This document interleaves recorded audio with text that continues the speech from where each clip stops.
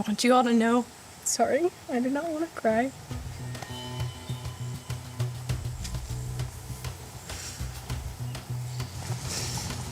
The way we were treated the night before our wedding. It was supposed to be a joyful time celebrating the last night as Plath. But it was actually the hardest night of my life.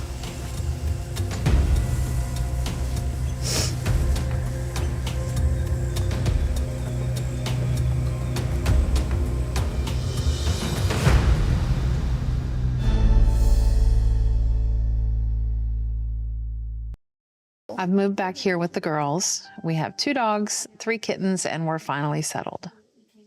I didn't want to live at the farm during the divorce because it was hard to be so close to Barry, knowing that if I had to go run errands, I might see him. But now the divorce is done and I'm back home and I'm reclaiming my life. Have you ever seen anything cuter than this? Yes, this.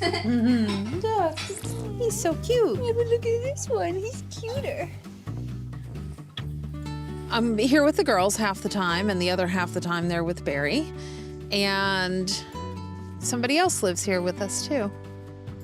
Who is that? Ken. With her. Yeah. For the first couple years after Barry and I separated, I just wasn't sure exactly what I wanted. And I couldn't be serious about somebody when I was legally still married to somebody else. So Ken and I broke up a few months before Lydia's wedding. But then when the divorce was finalized, like, we realized that we did want to be with each other. When Ken moved in, we wanted it to feel like it's his home, too. And so we let him decorate it however he wanted, and he even brought a jukebox. Mercy has learned the synthesizer part to Jump by Van Halen from listening to the jukebox. And it's definitely different than when we lived at the farm years ago. We didn't have a jukebox playing 80s classic rock. Come here, Lexi. I'm definitely happy I'm back. It isn't perfect and I've made lots of mistakes, but lucky me, I've got lots of people willing to tell me when I mess something up. This is our apartment. It's everything we need. We're able to host people. Play games and hang out, because that's what we've always wanted to do, is have people over and have a good time. Now, what is it like for you going from living in a bachelor pad to with a wife? It's nice to come home to a home that has been created by my wife. I love having a reason to clean the home. Moving in together was so much easier than people made it out to be. I don't think there are any things that, like, he does that annoys me. He knows not to leave the toilet seat up. He knows not to crowd the counter space, because that's for me to do.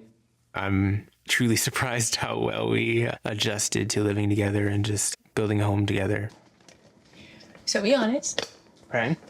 What is life like living with me as your wife? Amazing, of course, but after 10 p.m., you are on a different level. Yeah. Is the honeymoon phase over yet? Nope. Zach sees a side of me that no one else will ever see, ever know about. That's that. I think I've not only introduced her, but also watered the seed of curiosity for her in this realm. And so I think it's fun to see her and me just, like, interact in those ways. Lydia, Zach just said you're naughty. It's true. Dear Lord, thank you for this food. Thank you for this time together. A wonderful day at church. In your name, amen. Amen. Right. Mm-hmm. So good. The best part of marriage has just been being fully known and fully loved. The best part of married life is definitely learning, whether it's learning about Lydia or learning about myself. Take your time. And be who she needs in times of need, so. We have 2 empty chairs. I am excited to start a family and everything with you. And I feel like I'm ready to be a mother. I can agree. Yeah, traveling's really fun with you, though. We still have a lot of places we want to go. Not that we're gonna stop traveling when we have kids. It'll just be fewer and far between and more special. Because there'll be more people to share with. Yeah. So we got married in February. It's been 8 months, and so we're planning to wait a year before we start a family. 4 months left. 4 months left. Who's counting? Apparently you. I love the idea of starting a family with you. I'm ready. We're just preparing our lives for another human being. We don't want you, and we don't want me.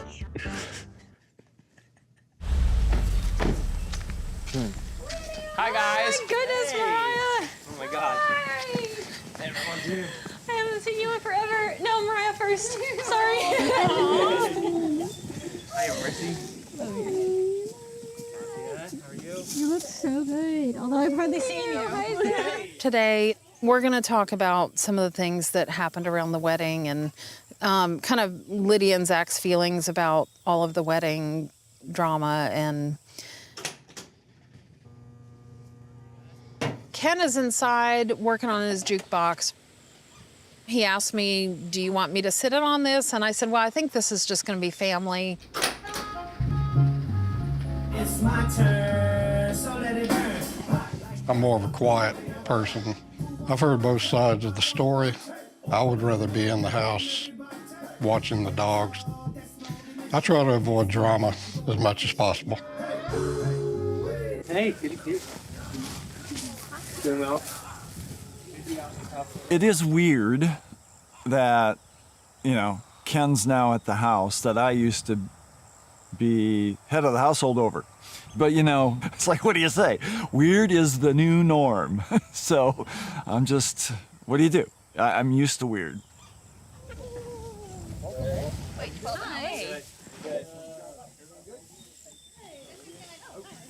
Hug your brother-in-law. Hey. How's it going? Doing good. How you doing? Good to see you. I think we're all here. This is the first time we've all... This is all the siblings. Wow, everybody's here. This is a big conversation. Going into it, I'm like, Lydia knows exactly what she's gonna say, how we felt about things. We're gonna control what we can control, and whatever their reactions are, we can't control. You've been traveling? Lydia and Zach have been upset with me and Ethan and really everyone except Barry because of how things played out at their wedding. I mean, I think they're wanting apologies. Do I think it's fair? I mean, Are you going to apologize? I don't know. I'm a little bit concerned about Ethan because he can be pretty hot-headed, and I'm hoping that that will be calm and under control today.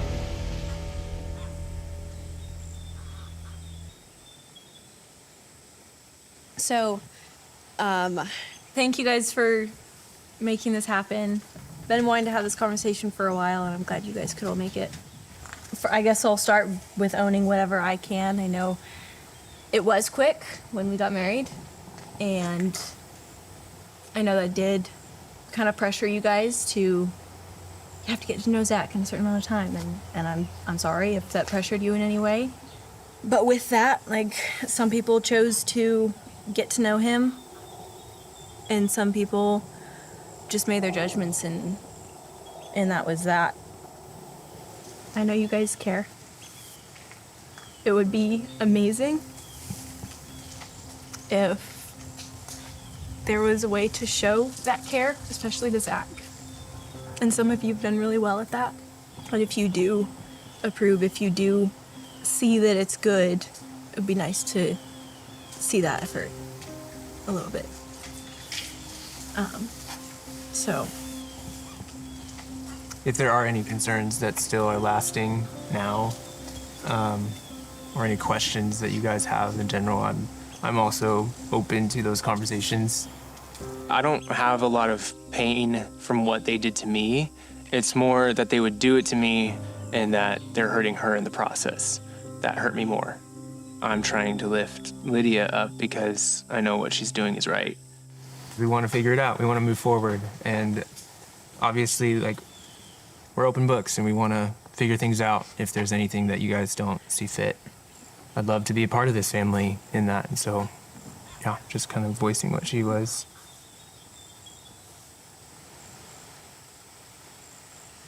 I want you all to know, sorry, I do not want to cry.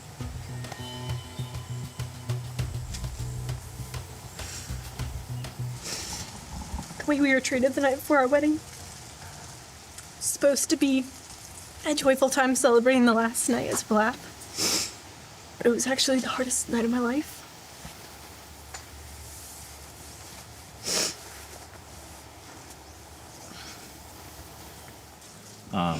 Lydia, I felt awful after. I don't know, hindsight. I guess I can't speak for everyone here, but I'm assuming most of what was done, even though it wasn't done in the right way or everything happened so fast or whatever the excuse is, it was looking out for your best interest because we all care about you a lot. There's been obviously tension. There was a lot of tension between my brothers, some me. We do need to make sure he's the one for Lydia. He needs a test to see his true colors. I say we just let it happen today, and then we just try to give him. I was so wrapped up in a lot. It's not an excuse. I should have been there for you even more than I was. You still dance with me? I know I did. And that means a lot. I can only imagine how difficult that was for Lydia and Zach. Zach especially. You know, hindsight, I'm like, Zach, you're a great guy. You two seem fit for each other. But when you're, you know, I meet you 2 hours before you propose to my sister. Yeah, that was there's a lot of stuff that goes on. For sure. Yeah, I mean, you know, people do act different under pressure, and that's mainly what I was feeling, was a lot of pressure with it being rushed, and then seeing, you know, past relationships, people have come into the family really fast and just turned out bad, and that's the only thing that was stuck in my head. Looking back, I see that certain times I acted, you know, like an idiot. I'm gonna apologize to both of you for certain things that I've done. It may have been good intentions or thought it was good, but just went about it completely wrong way. That's all I see from my end, so. Appreciate it. You know, you both were saying if we still have things or whatever. I don't think any of us do. For me, from the time that you two said I do, it was done. And I'm 100% supportive of both of you. And I see you as a son-in-law, part of the family. So far, I'm seeing more healing with Micah and Isaac than there is with Kim. I think there's a conversation that just needs to happen between Lydia and Kim. There's a lot there to unpack. It goes deeper than the wedding. It goes into the realm of when the divorce happened and things like that. There's healing that's needed there, I think, relationally between those two. All the concerns that everyone voiced, whether to you or in private, whether you go about it in the proper way or the wrong way, there is a time for that, and that time has passed. You guys are both part of the family now, and I'm very happy to see you both doing well. I'm sorry if anything that I did, you know, hurt you, which I know it did, so I apologize for that. Yep. Thanks. Before their wedding, I was just saying what I saw and what I felt.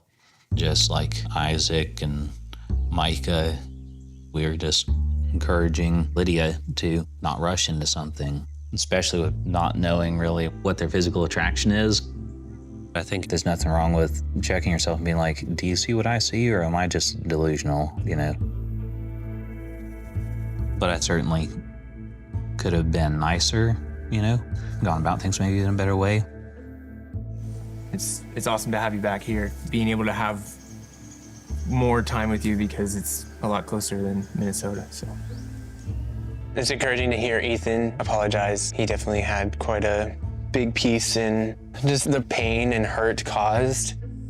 I wouldn't call it water under the bridge. I would just call it forgiveness of just him owning up to the things he did wrong. I mean, it's good to clear the air. And Dad, I don't know if I've said it enough, but thank you so much for all your support.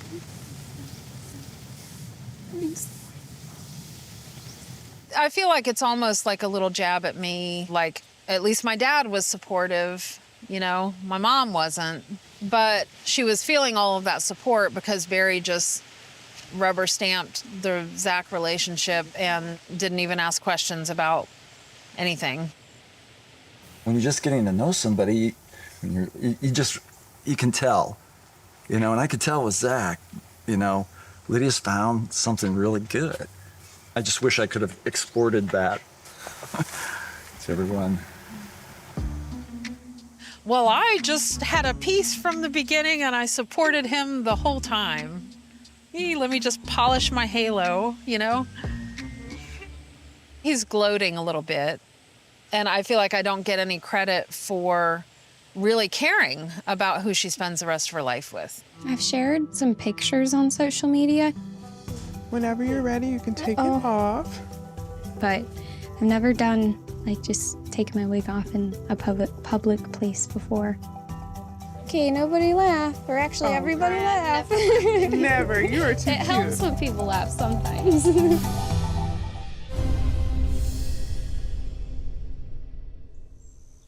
We are here at the farm to have a conversation with the whole family.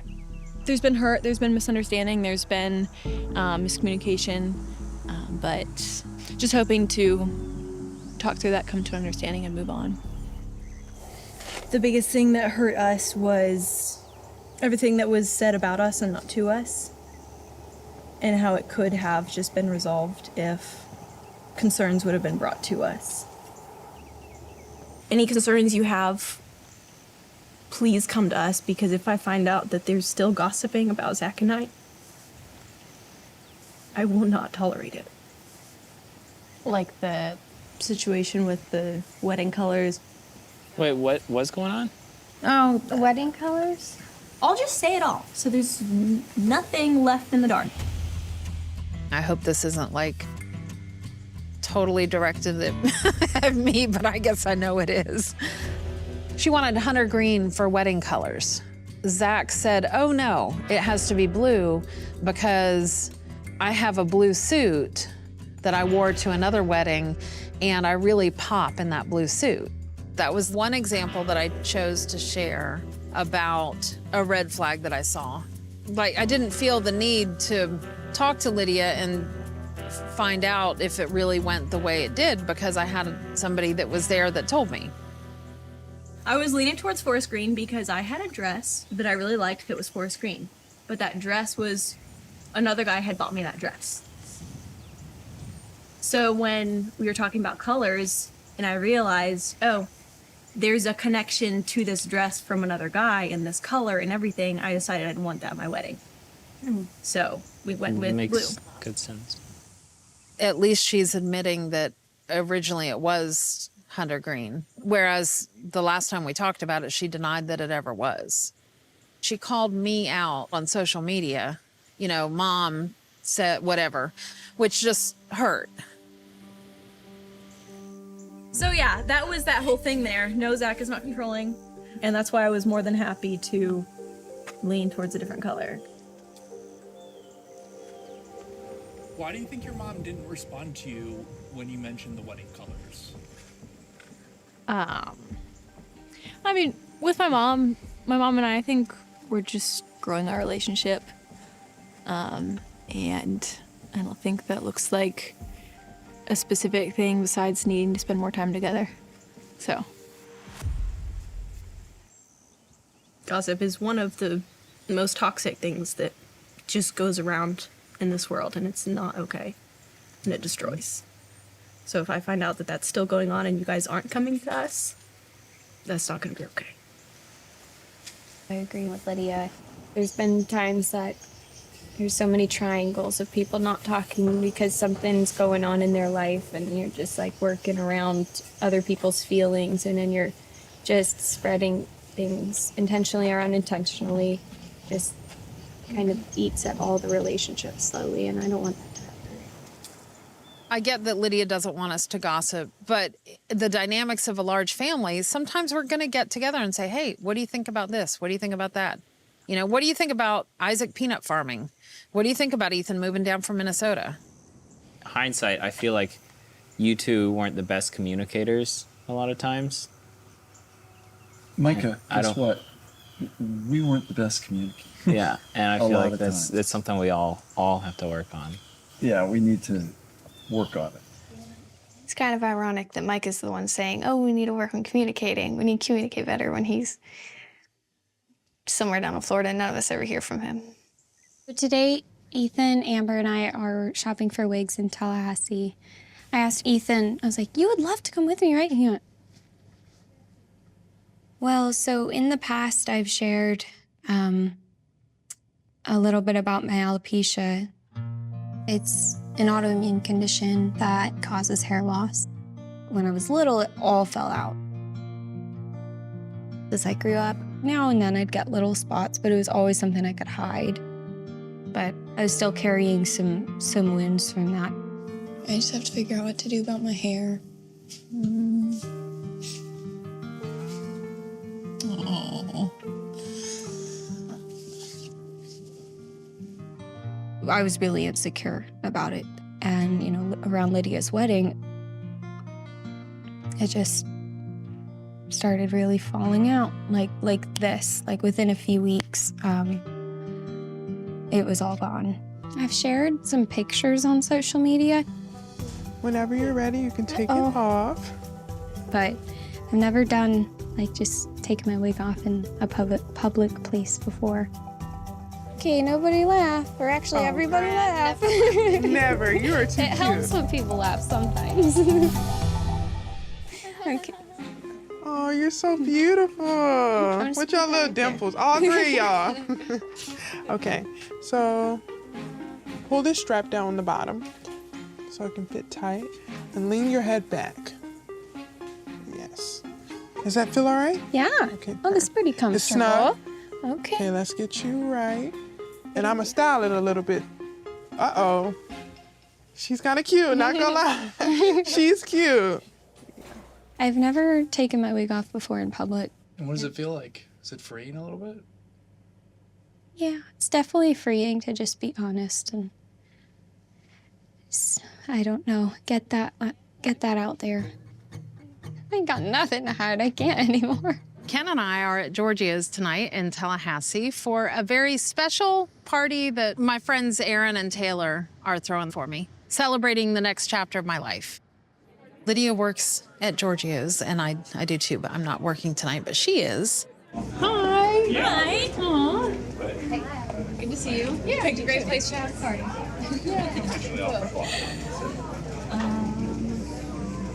So where is Lenny? I need to see her real quick. The meeting with the family went really good, but there's still obviously a lot of growth necessary, especially with my mom and I. And I wanted to be her server because I wanted to show my mom that I'm here. And I know we've had our differences over the years and there's been hurt and confusion, but I'm not going anywhere. We have decided to do the roast of Kim Plath. My friends decide to start roasting me, and I'm just a little bit nervous. I'm pretty good at taking a joke, but with roasting, there's always potential for somebody to be a little too mean. And now we have a special surprise for you. So now the roast can really begin. We've been very nice so far. Ethan, take the podium. Really, there's like 1,000 things I could roast. But I want to be allowed back at the farm when it's done. But she's probably one of the only women in the state of Georgia that has more ATVs than children. She has 10 children. Kim Plath has more brain power than all of us put together in this room to come with ideas, but she never follows through with any of them. Preach it, brother. I'll just say that, you know, very thankful that you're my mother. Aw. And life is hard sometimes, you know, but it's a lot better when you have someone like you. There's a period of time where I didn't have my mom in my life, and that affected me, but I know it probably affected her more. So it's good to have a peaceful, good relationship now. It's good to see her and know she's there. That's all I'll say.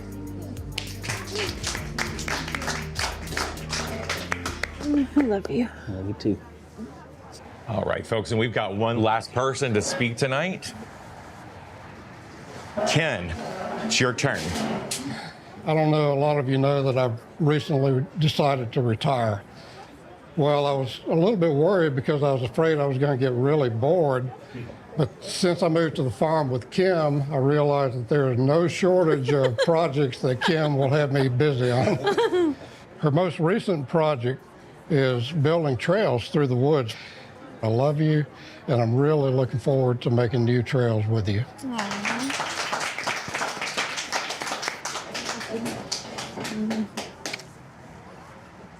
Hey, folks, really quickly, Lydia wanted to say a few words.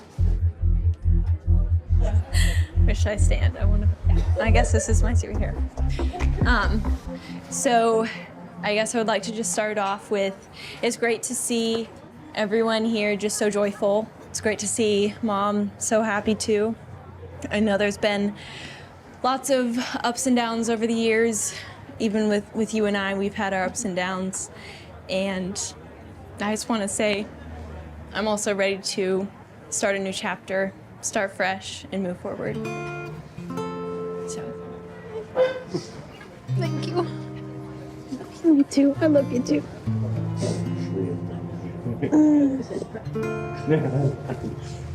So yeah. Any more drinks for anyone? Lydia's toast, it's really sweet and really heartfelt, and I feel like that's definitely a step in repairing the breach that has happened between us.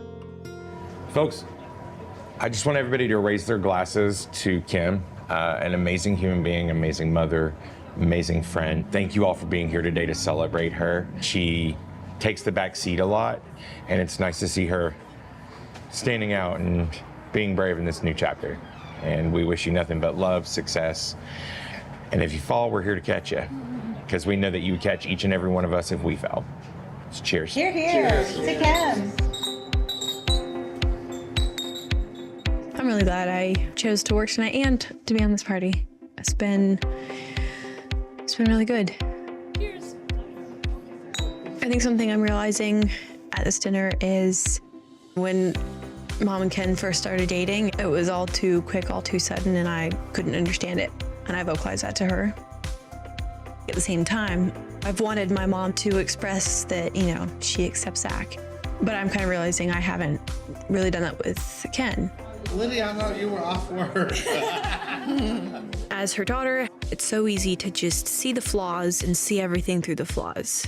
But hearing what her friends think of her and how her friends see her helps me see that in her too.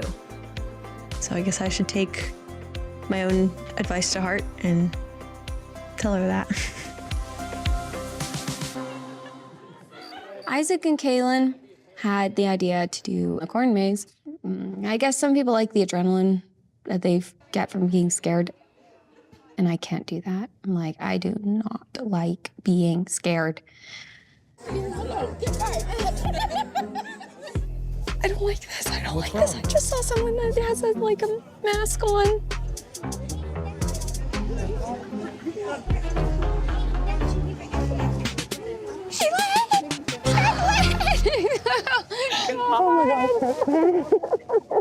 I just adore Kaylin.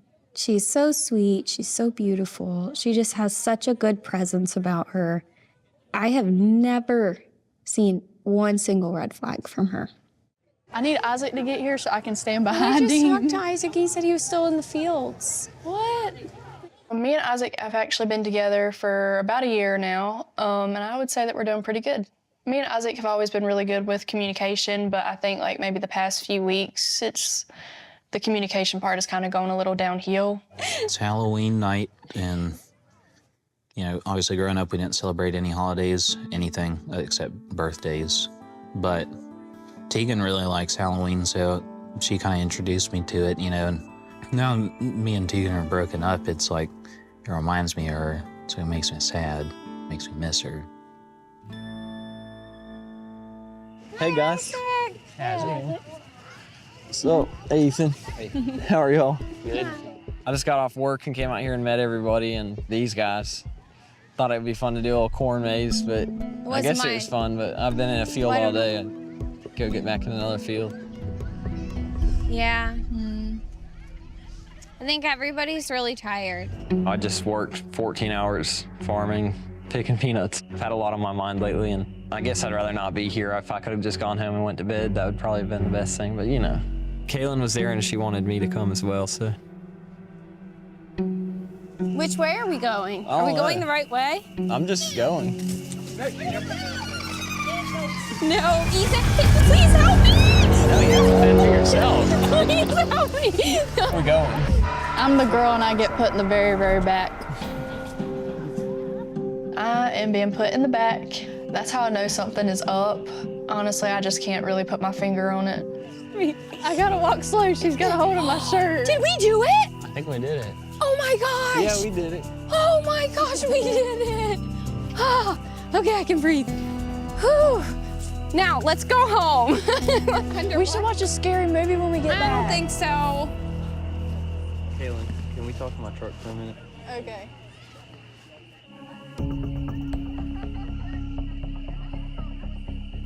Can you turn your mic off?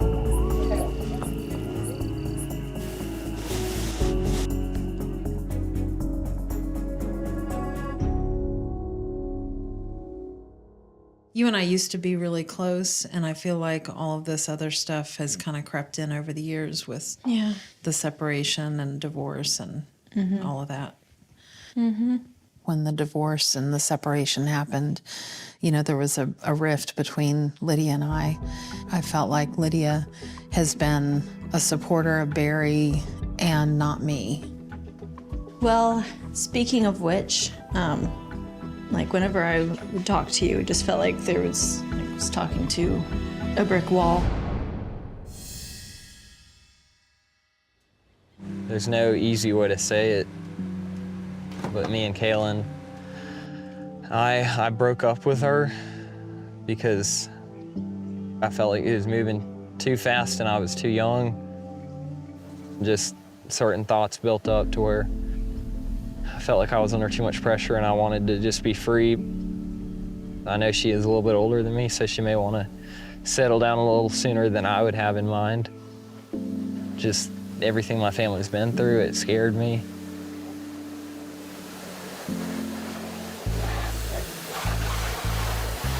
Explain it. Did she say something? No. I mean, I wouldn't be the type to break up with someone because they say something. It wasn't like an instant decision. It was just something that I was thinking about. And that's one thing that was really hard, was seeing her happy and her not knowing anything's going to happen, you know. Knowing what I was about to do to her just still haunts me to this day, honestly. He didn't know if he was ready to like be completely settled down, you know, like, because he knows marriage is on the table for me one day. Yeah. It got into his head that he thought I wanted to be married in the next like year or two, and that was not the case. And then some of the guys at work kind of got into his head a lot. They were like, are you sure you want to be settled down? Are you sure you're ready for that? With divorce with Kim, and then Mike and Veronica, I mean, he has been surrounded by relationship failure after relationship failure. And I think that's put a real big fear on him. But he's got to understand, you are so far from the type of person Veronica was. Your relationship is not the same as the things that he's experienced with his family.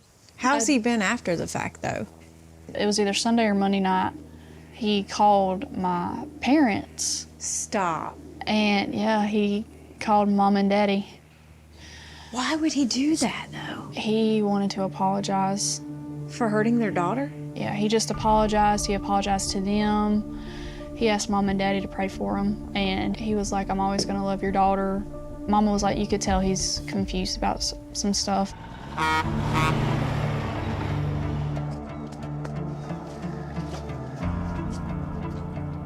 So how's everything been going, man?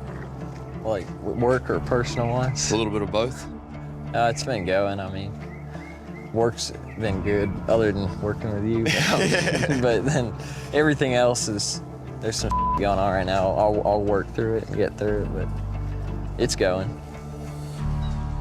It's only been a few days. That's one of the things that makes me feel so stupid. And it's one of those things where right after you make the decision, you just know in your gut it wasn't a good decision.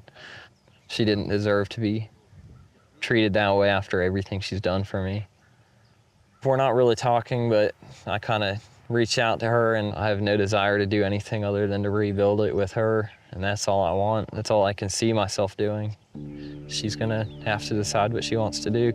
A few days of being by myself is too much already, and it's killing me inside, but I just miss her, man. I'm good at up sometimes. Maybe I shouldn't listen to Mario for advice. Yeah, you live and you learn. I don't think I should have listened to him. Some lessons are best learned the hard way. Yeah, I guess so. Where I'm at personally is pretty close to hell. It's just really setting in now, and looking back, that's something I should never have even thought about letting go of. I hate myself so much that I just don't even want to wake up if I can't be with her. I want more than anything to talk to her and work it out. There's a lot of trust that would need to be rebuilt, and I'm willing to go to the ends of the earth to do it, but I don't know if I can recover from this with her, you know, and I don't know if she'd be open to that. I'm really waiting to see, you know, where she stands. I don't know. I just don't know if I've done too much damage to redo it, but I'm just praying for a second chance. Mom and I have been trying to get more time together lately, and apparently she wants the haircut that I did on myself like last year or something. I've always wanted to be close with my mom, and I feel like through the years we have had our times where we were closer than others, but there's always been like a lack of transparency, a lack of vulnerability. We're both adults now. She's got to be able to let her walls down. What I want to clear up with my mom is kind of one of the root issues of the distance in our relationship. You've been married less than a year, you know, so I'm sure you're still on that, you know, honeymoon stage and all that. Yeah, I mean, I know there were aspects that were quick. For us personally, it never felt rushed. I understand for you guys not having too much time with him and everything, that was hard. But I don't want to be, you know, 10 years into marriage and just be like, well, the honeymoon phase was fun, but now here we are. Yeah. And I feel like we've been doing that pretty well, having tough conversations and things that we admired about each other at the very beginning that we feel like has faded a little bit. That's hard to hear, but it's needed. And he doesn't shy away from hard conversations. Yeah. I've definitely always been one to shy away from hard conversations, but yeah, marriage takes two. It takes two to be vulnerable. It takes two to be honest. It takes two to sacrifice. And when hurt from life gets in the way and wounds you and numbs you, it affects every aspect of your life. You and I used to be really close, and I feel like all of this other stuff has kind of crept in over the years with the separation and divorce and all of that. When the divorce and the separation happened, you know, there was a rift between Lydia and I. I felt like Lydia has been a supporter of Barry and not me. Well, speaking of which, like whenever I would talk to you, it just felt like I was talking to a brick wall. I felt that you were judging me and like not accepting where I was in life. It hurts to hear because I certainly never intended to be like a brick wall. So I'm making an effort towards chatting about things on a deeper level. I mean, the hardest thing in all of that was knowing that it was hurting all of you kids, and that was the last thing I wanted. And I'm sorry that that happened. I mean, it definitely would have been easier if he had been the one to leave, you know?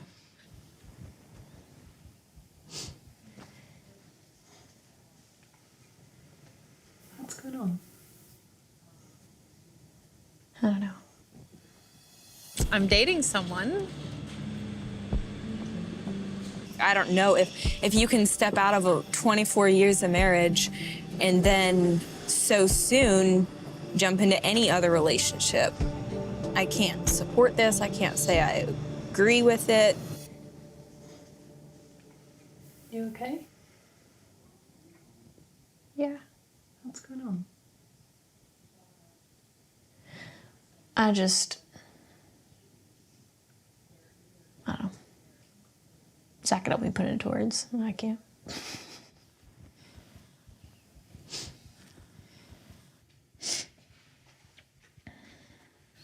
You know, that's understandable now, seeing that everything you were going through, that you were the one that left. You had to do what you had to do.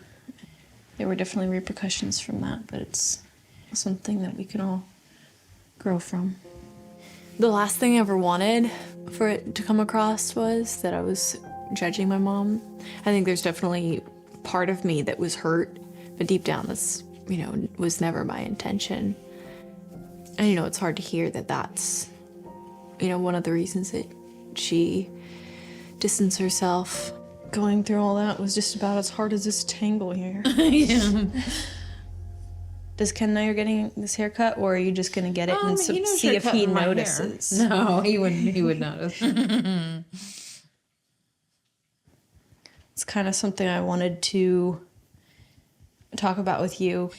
Back when you guys started dating, it was like right when everything was fresh, and then I expressed how I didn't approve, and I know there's been lots of ups and downs for you guys, but I see you guys are doing a lot better, and I see there's, you know, you're in a healthy place now, and the girls are happy, and you guys are happy, and I just wanted to make sure you knew that I'm happy, really happy for you, and I approve, and if that day ever comes, then I'll be really happy for you guys.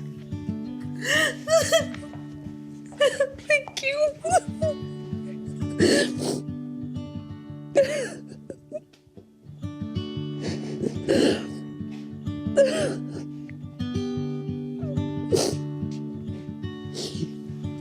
Thank you.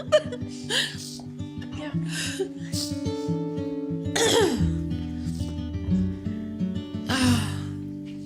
That really means a lot to me. Yeah. Because, you know, like, I hated how everything happened like it did. Yeah. Where, like, I wanted so much to give all of you kids a stable home and 2 parents. But at some point I just couldn't. And I hated that I was the one that left. Yeah. But I didn't really, I feel like I didn't have a choice. It really means a lot that, you know, there's some grace there for how all that played out. Yeah. Today really helped. I felt like in her not accepting Ken, it wasn't that she wasn't accepting Ken, she wasn't accepting me and my choices. To me, it means she loves me no matter what I do. And that just was huge for me. I wasn't expecting to hear that today. All right. Start with 4 inches, maybe? I just want to be able to move forward as a family. And Zach is family now. Zach and I have had time now to spend together more and more. And so if I need to talk with a guy, and Zach is a guy I can go to. Yeah, I know you got a pool table. That's fun. So tonight we're at Giorgio's, and it's guys' night at Giorgio's. It's true. I'm living for that shirt. Let's go to Hawaii, right? I have one very similar. I may actually wear to church tomorrow now. Yeah. I'm just looking for good wingmen who want to be a member of the few, the proud, my wingmen. I didn't know I was being knighted tonight. You're being enlisted into a valiant service. Need my hugs, guys. Oh, good to see you. All right, man. It's good to see you. You too. Taylor's a friend of Zach's. Taylor's a friend of mine. Lydia has worked for him. Mariah has worked for him. Taylor is Kim's boss as well. So Taylor knows what's going on with the Plath clan, even when the Plath clan doesn't know what's going on with the Plath clan. So what are you guys doing today? We're just hanging out. Just relaxing. Just doing a father-in-law, son-in-law hangout day? Yep. Oh, yeah. I'm trying to catch up. Yeah, what should I have? What would you recommend? What are do you you have one of your today? mocktails? Or? Do the ginger orange mocktail. It's out of this world. The ginger orange mocktail. Ginger orange mocktail, you got it. Absolutely, yeah. Barry and I have been friends for a little over a year now. At the restaurant one evening, Barry came in and I got to meet him and we just clicked right away. Barry and I both have just come out of very long relationships. And before I met the Plaths, I was in a really bad relationship. It was the guy that I was with for 15 years. And you get a lot of judgment from that, from the fundamentalist community. But the friendship that I've gotten from them and the non-judgment that I've gotten from the Plaths have really helped mold me into the person that I am today. They have a special place in my heart for that. Yeah, so what have you been up to? Yeah, it's a new chapter. I'm feeling pretty good, right? Good. Cheers. Yeah. There's times where I think, it'd be nice to maybe go out and go on a date and meet somebody. But I really haven't dipped my foot into the dating pool. Sure. At all yet. It takes time. So what are you looking for exactly? Somebody that likes to go to the beach, somebody who likes to travel the mountains. Yeah. Somebody who's very grounded in her faith. Someone who likes to stay active. Because I'm in the second act of life, and I'm like, there's no slowing down. So, I kind of envision my path will intersect with the one. Exactly. And then we'll both know. With the two of us, we're very extroverted. So, yeah. If he hangs with us, basically Zach and I are going to be your wingmen. So you can be my wingman. Right? Oh, absolutely. I mean, yeah, it's much more fitting. With Micah and Ethan, my son's being wingmen, and I'm like, no, that's weird, Do you think Barry has game? Or are you maybe in a position to help him kick it up a notch? Well, I'm a little more in tune with how to date and stuff like that, obviously, just marrying Lydia. It's nice to have a good father-in-law relationship, and there's a couple generations separating us, so there might be some different dating cues, but I'll do my best. We're like the family thing, wingman. That just doesn't make sense. We've got you. Yeah. We've got him on this. We're not his children. We're not in weird places ourselves, so we're gonna be his wingmen. We're gonna find the right guy. We're gonna find the right girl for Barry. Do you know? Say that again. Yeah. Say that again for me. Okay, so pretend like I'm a beautiful blonde woman. Oh dear. No, we're not gonna do that. We're not What going. are you doing? What's your name? I think that he's been with the same person for 25 years, so now it's time to see what else is out there. I actually have an aunt that is single and age appropriate. You want to see a picture? Well, in due time. Well, it's been a while since Barry's been on a date. So at this point in life, I think Barry's type is the type that has a pulse. I'm paving the way with the children. Dad's thinking about dating, and I just want I want to see what their responses are. A single guy in his 50s with 9 children. I can field like a baseball team. It was funny when I was writing down all of your children's ages. I'm like, I don't think this line has ever been this long, right? So it's a beautiful thing, though. It really is. You have an army of somebody's. They're gonna have to win all of their hearts.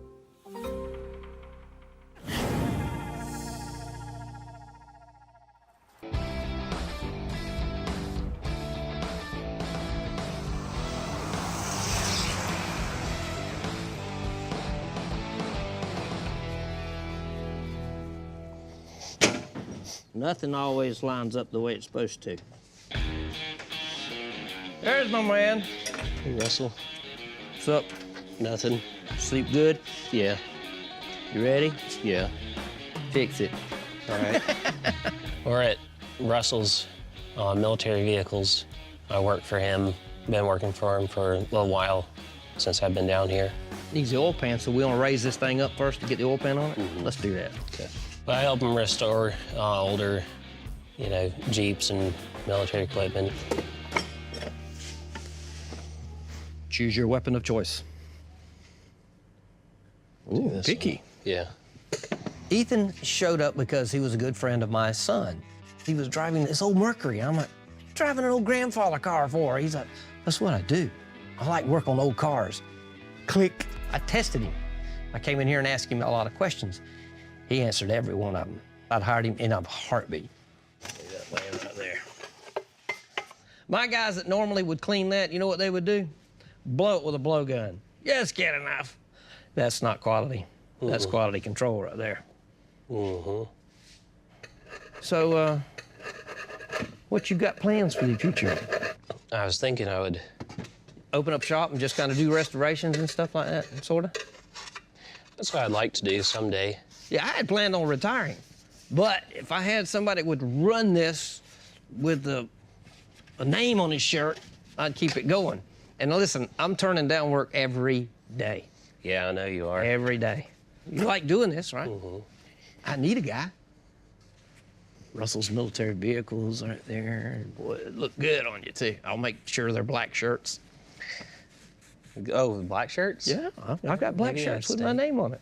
No, I got somebody else's name right here. Oh, my God. Yeah. Next to the heart. Wow. There was a girl I dated for like 1.5 years. She lives in Wisconsin. What's her name? Tegan.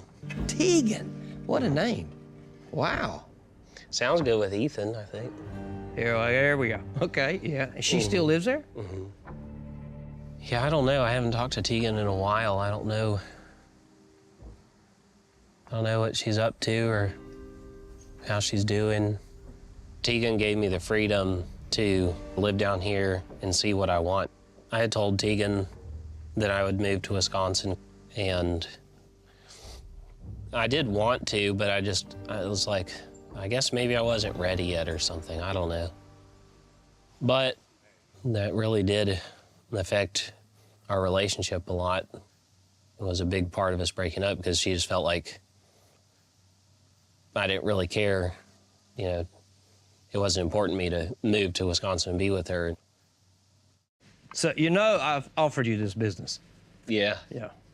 Put your name up there on the building, right underneath mine. You could eventually work your way to above mine. I'll work for you.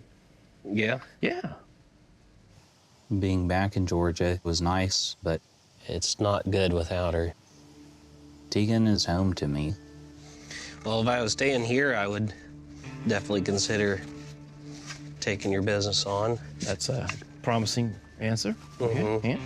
But I made up my mind I can't stay here. Oh. No matter how much I actually wanted to come back to Georgia for Georgia's sake, where I grew up, whatever, that doesn't mean anything when your heart is somewhere else.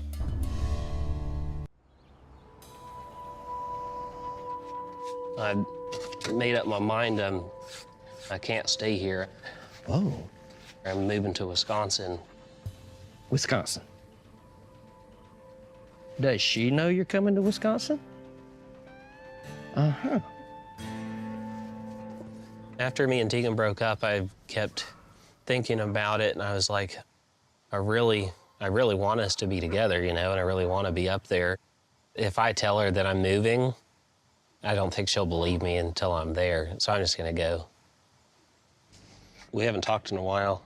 Really? And you're moving? You're running after her. Is that it? I kept thinking about the risk of okay, if I up and move my life and then she says no or she's found somebody else or something, and I did all that for nothing. And then one day I was like, that's just a risk that I'm willing to take. I can't shake it, so I decided I'm going to go up there and give it my best shot. So you got pictures of this girl? Okay. Oh, yeah. Dig in that thick old fat wallet. Oh, yeah. She's got that enticing look going on in this picture. So look at that smile on your face. You don't smile that much here. I never see your teeth. Look at that. You got teeth. I didn't know you had bottom teeth, too. That's cool. You look like a couple. Mm-hmm. There's your lottery ticket. You lost, by the way. No, this is from a date that we went. Oh, you even kept the receipt for the date to give to her, or? No, just to look at now and then. Does she feel the same way about you? You think?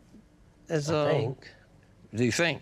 And you're moving. Boy, Ethan is running after his heart, and I think Ethan's making maybe a mistake. I don't want to say it, but I think it's kind of a rebound thing. I'm hoping the best for him. I really am. I'm hoping the best for Ethan. I hope he finds her and marries her and moves back to Cairo, Georgia. Wait, don't you have family here? Yeah. Okay, so. But I haven't told them yet. I still have to tell them. Oh, they don't even know. Well, I feel privileged. Yeah. I won't say a word. I haven't told my family yet because I've been thinking about it a long time just to myself, you know. And everybody's got an opinion, but it doesn't really matter. I know this is what I want, and this is what I'm gonna do. And I know they're all gonna be sad, and I hate to do that. So I just haven't told them yet. So when you break the news to mom and pop and brothers and sisters? Probably once I'm already on the road. Ethan is a family guy, but I would think they would have something to say about this, him going off, and maybe that's why he's not wanting to tell them. What do you think they're gonna say? They're gonna try to stop you? No, I don't think so. I think you'd try to stop me more than they would. I have more to gain than them, I think. Probably. You got a place to live? No, not yet, but I'm sure I'll find a place. Trying this, you know, it's worth it to me because I just really don't want to live without her. You got more faith than I do. I don't know if it's faith or nothing to lose.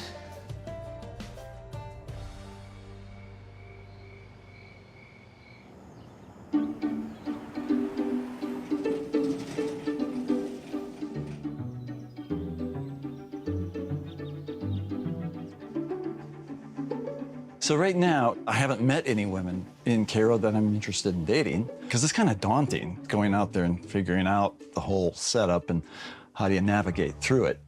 And so here I am doing a video chat with Renee, my matchmaker, and she's going to try to find the love of my life.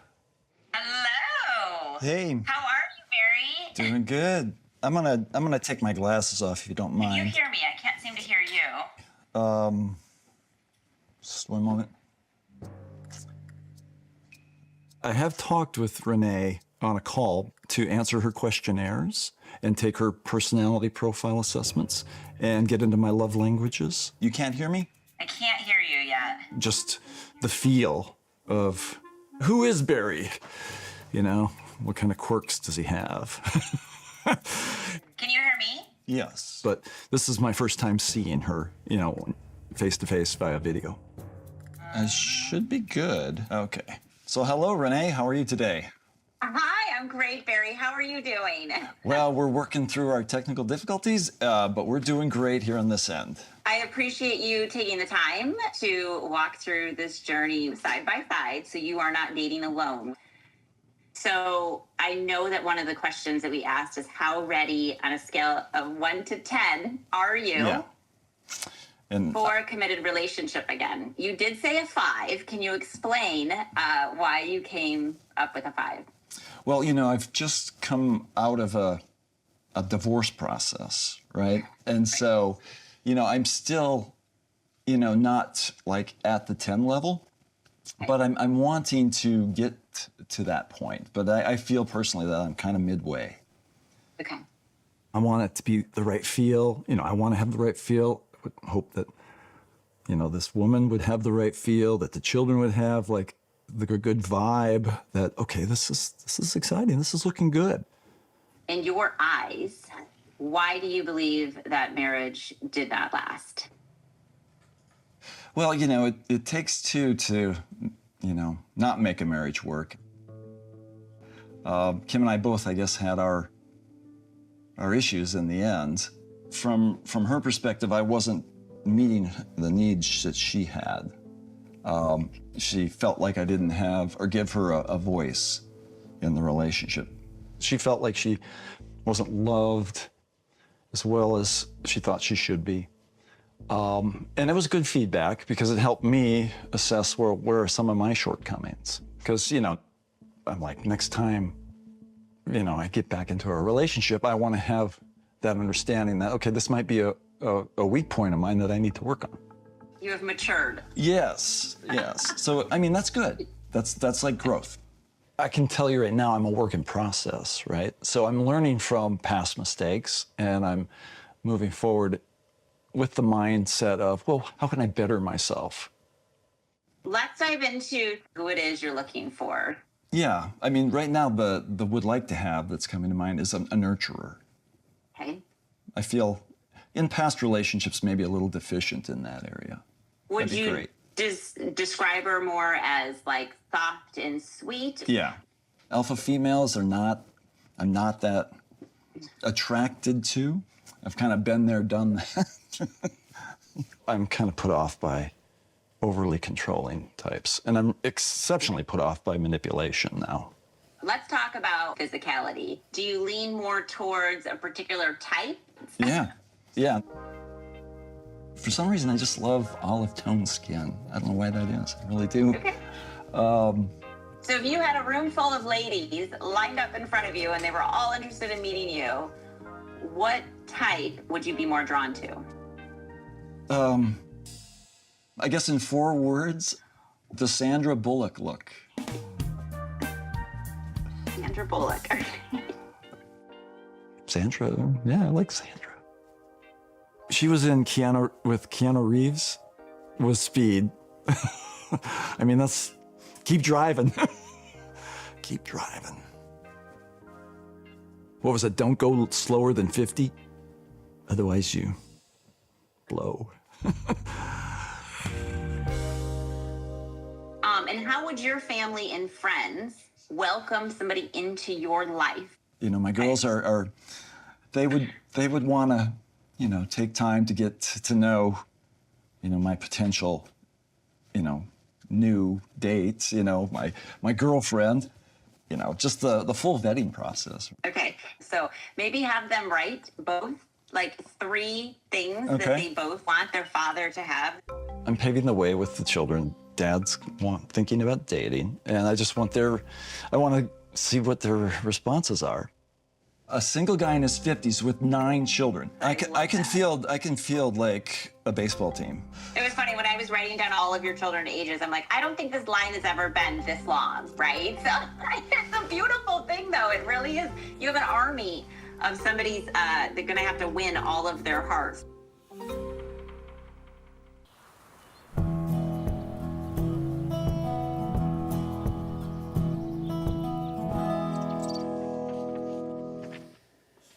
I'm at that age where my hormones are changing, and that makes it even more difficult to lose weight.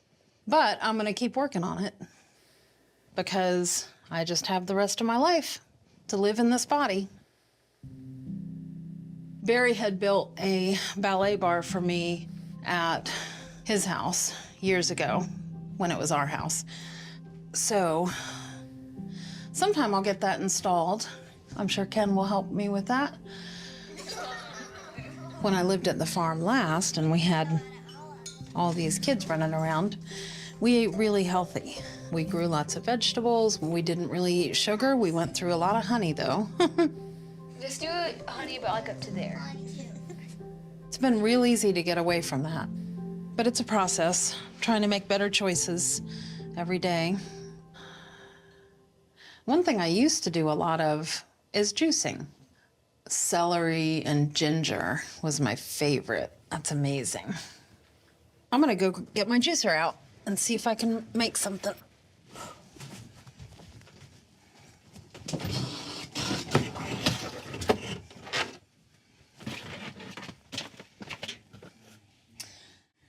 I know we put it in here when we moved.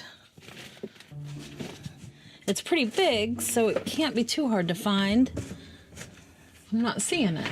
It's a really nice juicer, I think. Hey, Ken?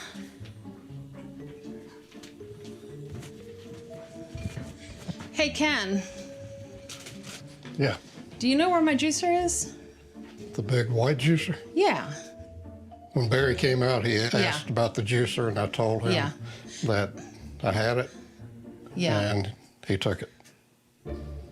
I can't believe as long as that juicer is sat on the shelf, Barry just takes it the day before I'm ready to use it. Okay, well, I got an issue with Barry then, because that's Okay. not his, that's definitely mine. I guess I gotta call Barry. Well, I'm not Yeah. getting involved in the juicer. I know. Yeah.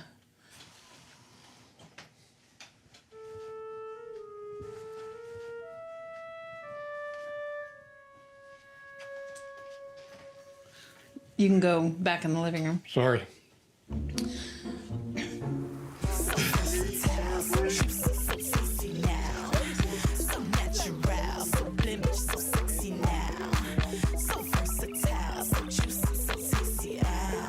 Barry has a nickname in our family, and he's called Plath Daddy.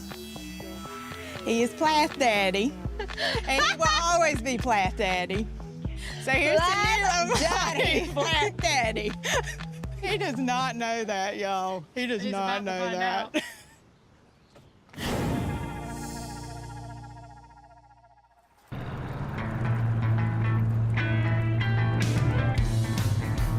Tegan knows you own this car.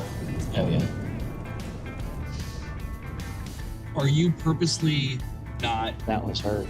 No, it wasn't. Yeah, it was. I don't think she saw me, though.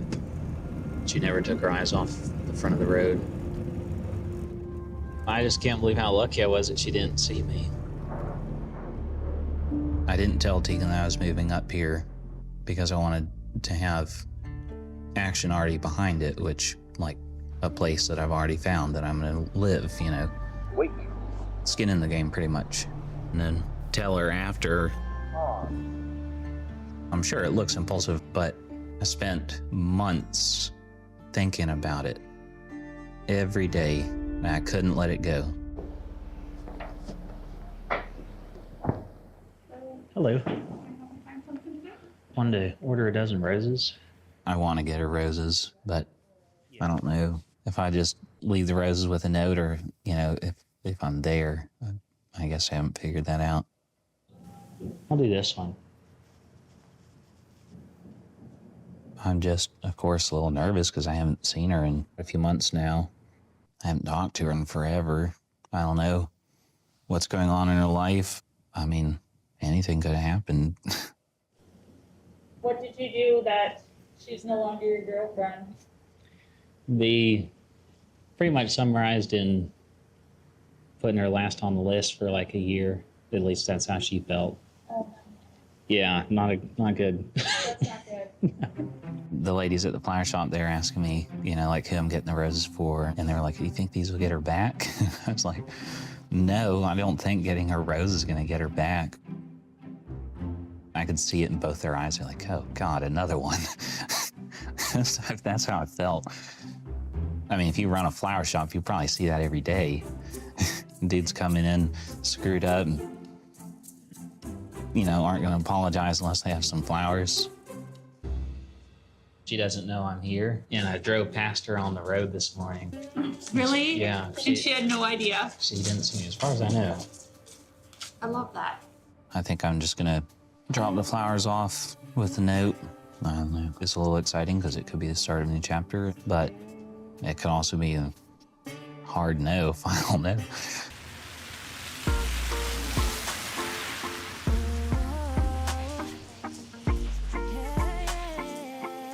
All right, guys.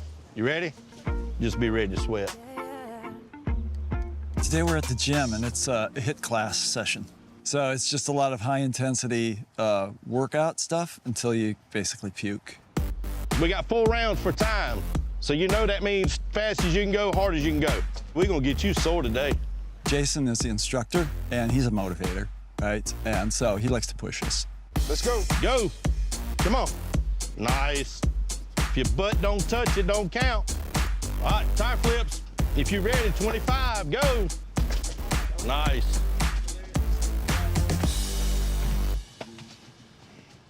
5 years ago, I wasn't working out at all, right? And then the divorce happened, they needed an outlet, and then all of a sudden it became what it is today. Ready, go. We got a good group of people with the HIT class. Barry, you touch that line! What? Come on, guys. What do you mean, you gotta touch it? Yes, Barry, touch. If you don't touch the ground, don't count. Everybody's such a legalist around here this morning. Yeah, Allison's, she's the unofficial drill instructor of the HIT class. Everybody knows you always touch the line. We love Barry. I mean, we kid with him, we joke with him. Come on, Barry, round 2. Let's Come on, go. Barry. You're going a little slow today. You must have partied too hard last night.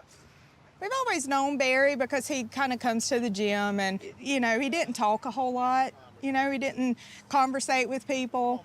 And then all of a sudden, he comes in and he had on like a tank top and we were like, Look what at the has muscles. happened to this guy? Like, he's like all Jacked buffed up. out and like, oh my gosh.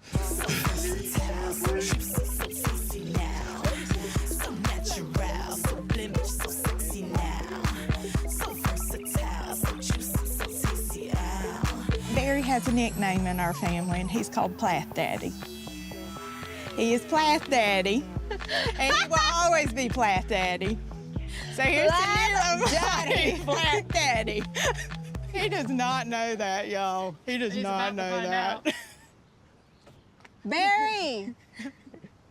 Come over here. Do you want to know your nickname? You are officially nicknamed Plath Daddy. Yes.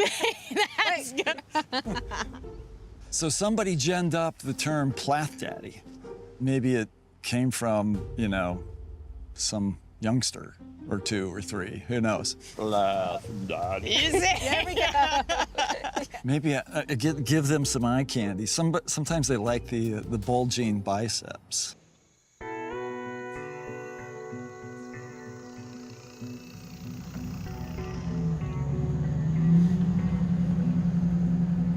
Today I'm out here to meet Kaylin and just talk about, you know, everything that's happened lately.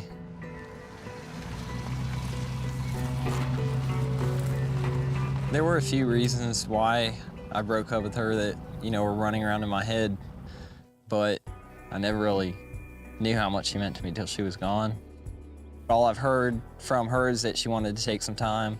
I didn't know if it'd be a week, a month, but it's only been a few days and she's ready to meet up, so I'm really anxious and nervous.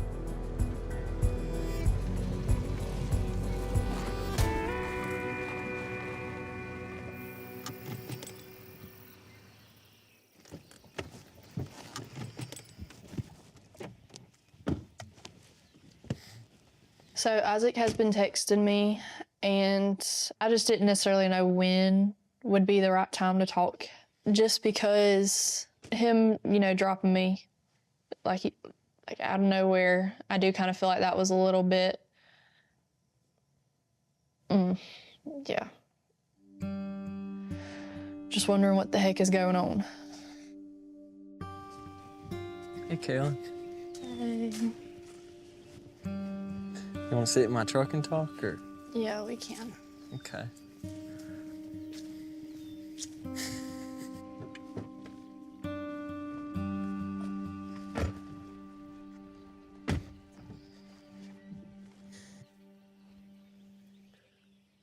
Well, over the past few days, I've talked to a bunch of my family members, and they're like, well, after what you just told me, it sounds like you shouldn't have broken up with her. And then I realized, I mean, they were right. And I'm just really sorry I put you through that. You don't deserve that. You said that you were overthinking about a lot of stuff. About what happened with Ethan and Olivia and Micah and Veronica. And that kind of got to your head. And Yeah, I know that's different lives. That has nothing to do directly with me other than just seeing that for the past several years just kind of scared me. I try to be a very understanding person and try to see it from both sides. You should have just communicated with me about it. I know I should have, and I don't want anybody else. The thought of trying to build something with somebody else makes me sick, and I don't want that. The ball's in your court. I'm just letting you know where I stand. I don't take bull crap. I know my self-worth. I know what I will and won't take. I would give anything to be able to have one more chance to make it right, because I know that that's what I want. What else were you, like, overthinking about? Like, because you had mentioned something about marriage. Like, did you think that I wanted it, like, right away or something? Well, not right away, but with you being older and stuff, that, you know. You know, like, I mean, obviously marriage is on the table for me one day, but I never pressured you about marriage or really anything. I know. I just got caught up in my head about certain things, and that's what it led to, but I really got a bunch of questions and a bunch of thoughts I was having all cleared up and answered in just the past few days. I just hate that I had to hurt you, you know, in the process. The day after it happened, obviously, you know, I was crying, I was upset, and he called my parents. And I was like, why the heck did he call you? Mama was like, Kaylin, you could tell he was really confused and he was hurting really bad and he was really upset too. She was like, I could tell that he kind of thought, shoot, what did I do? There are trust issues now, and it's not something that you just give away. It's something that you have to earn over time with your actions. I know. Are you even willing to earn that trust back and everything? I'm willing to do whatever it takes. Actions over words. I can tell, you know, just from the way she's looking at me that, you know, she's not here to mess around. I know I've done a number on her. You know, it's up to her. I put myself in this situation. I got to be able to accept the results. And, you know, one conversation's not gonna... Obviously not. Yeah, I don't care if it takes a year. I mean, it doesn't matter what I have to do. All I need is one more chance.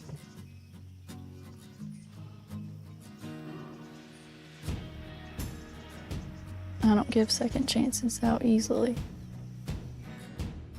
I know in my heart that I do still love him, and I want to be back together with him, but I think right now I am just trying to set some boundaries just because I just don't want to get hurt again. I'm willing to try every day to do better than I did the day before.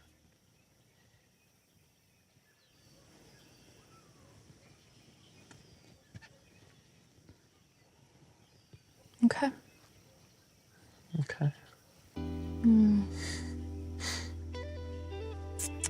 Well, I won't let you down, I promise. Better not. I won't. Better not. He's my best friend, and we were just so close so fast, and obviously I do want to get back to that. I know for a fact he sweated it out some, even if it was for a short while, but I'm not gonna sit here and drag it on because that's not fair to me, that's not fair to him, and I don't wanna do that. I'm just hoping it's one of those things that will end up bringing us closer. Feel the air go cold on this empty road. Oh, no way I can turn around. This is crazy. In a good way, hopefully. Last night, I was a nervous wreck. We went to my car and we started talking. After not talking to each other, seeing each other for so long, it was good to have a deep conversation about where both of us are at and me moving there and everything. I was just shocked seeing him. I don't know. I think just too shocked to really feel anything else. You know, it's nice seeing an old friend. I don't know what to say.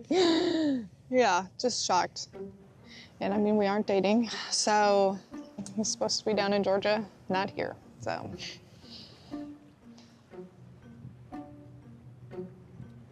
I told him when we broke up that I would never date him again if he wasn't living here or nearby. So that was and is a deal breaker for me. I also talked to him when we broke up, and I reminded him last night that I don't want to date him if he's still married.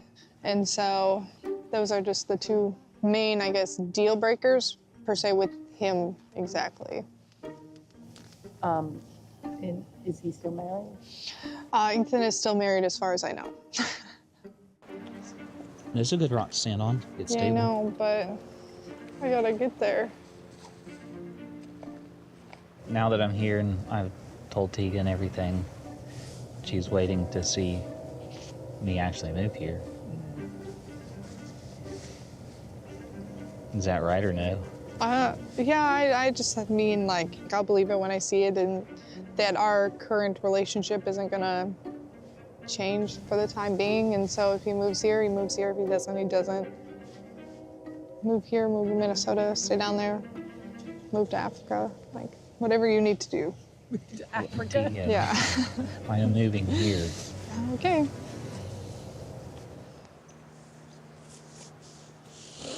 I don't think it's a matter of believing or not. I don't think you should distrust people. I think you should just trust people based on what they've showed you. So, like, I trust already how he is. So, we'll see if the patterns change, I guess. I don't really know. And that's perfectly fair. I think it's just a personal choice I need to make. This all happened yesterday, and so I sort of need some time.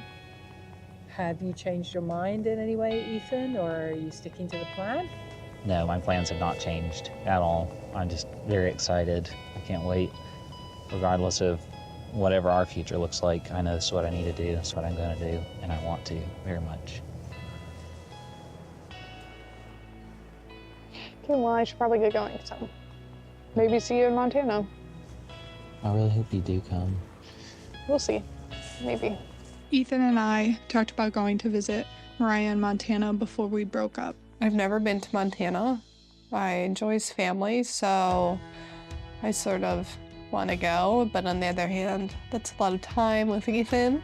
And I know I can be friends, but I'm more worried about can he be not weird and just be friends. Well? Can I hug you before you go? Nope. Goodbye. Goodbye. I hope you have a safe trip back down. I will. Good. Goodbye. Goodbye. Oh. You dated anyone yet, or are you? I have not dated anybody yet. What type would you be more drawn to? I guess in 4 words, the Sandra Bullock look. Yeah, I like Sandra. Me and Tegan broke up. I really, truly feel like there's unfinished business. We'll see if the patterns change, I guess. They're doing a family trip to Montana to go see Mariah. Ethan has extended the invite to me. I really hope you do come. We'll see. Can I hug you before you go? Nope.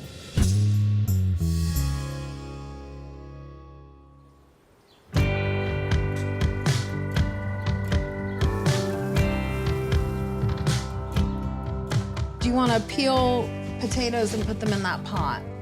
It's our first Thanksgiving back at the farm.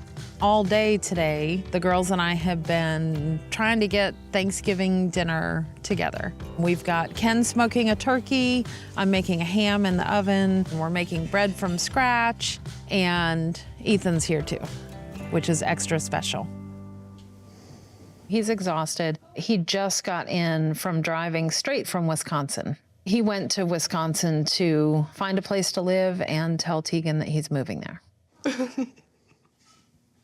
This is my last little week or two that I have with everyone and basically wrap that chapter up in Georgia. Are you okay? I'll be down, man. Okay. You know, I think Tegan definitely is still processing everything. And, you know, one of the things she told me was the door is closed, but it's not locked. All right. So I put the bread in the oven. Excuse me. It's just the waiting that's killing me right now. It just can't happen fast enough. I can't wait for those wheels on that New Yorker to be rolling north. Thank you for carving the turkey, Ken. Thank you for cooking the turkey. Hey guys. Hi. Sorry we're late. There's a lot of food. The holidays that Barry and I did not celebrate with the children were Christmas, Easter, Halloween, and Valentine's Day. We did celebrate Thanksgiving. What's good? For Thanksgiving, when the kids were young, we usually rented a beach house, and that was our Thanksgiving. I picked meals that were conducive to spending all day on the beach, like I would make a big pot of chili. If for some reason we didn't go to the beach, which would be later on, the kids were older, then yeah, we would do an occasional, official Thanksgiving dinner with turkey and cranberry sauce. But to me, Thanksgiving is just a good opportunity to get everybody together and have a good meal together. I'm thankful for going on 10 months of most amazing chapter of my life. First Thanksgiving together as a married couple. Also my first Thanksgiving away from my family. Oh yeah. What's up? Mike and Mariah weren't able to come visit for Thanksgiving, but they visited a couple weeks ago, so we still got to see them. Mike and Mariah live out of state, and they do come visit a couple times a year as they can, but, it's harder. We all have busy lives.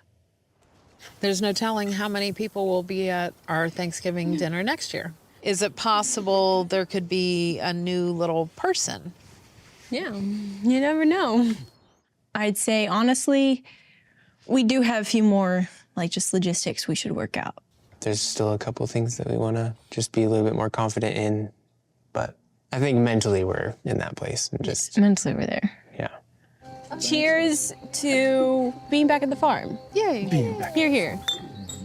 Ethan and I've talked a little bit since he's been back from Wisconsin. I don't know where everybody else is at with what Ethan's doing. I know for me, I can tell he misses Tegan. If I could have one thing next Thanksgiving and Christmas, spend it with Tegan and her daughter. That'll be my wish.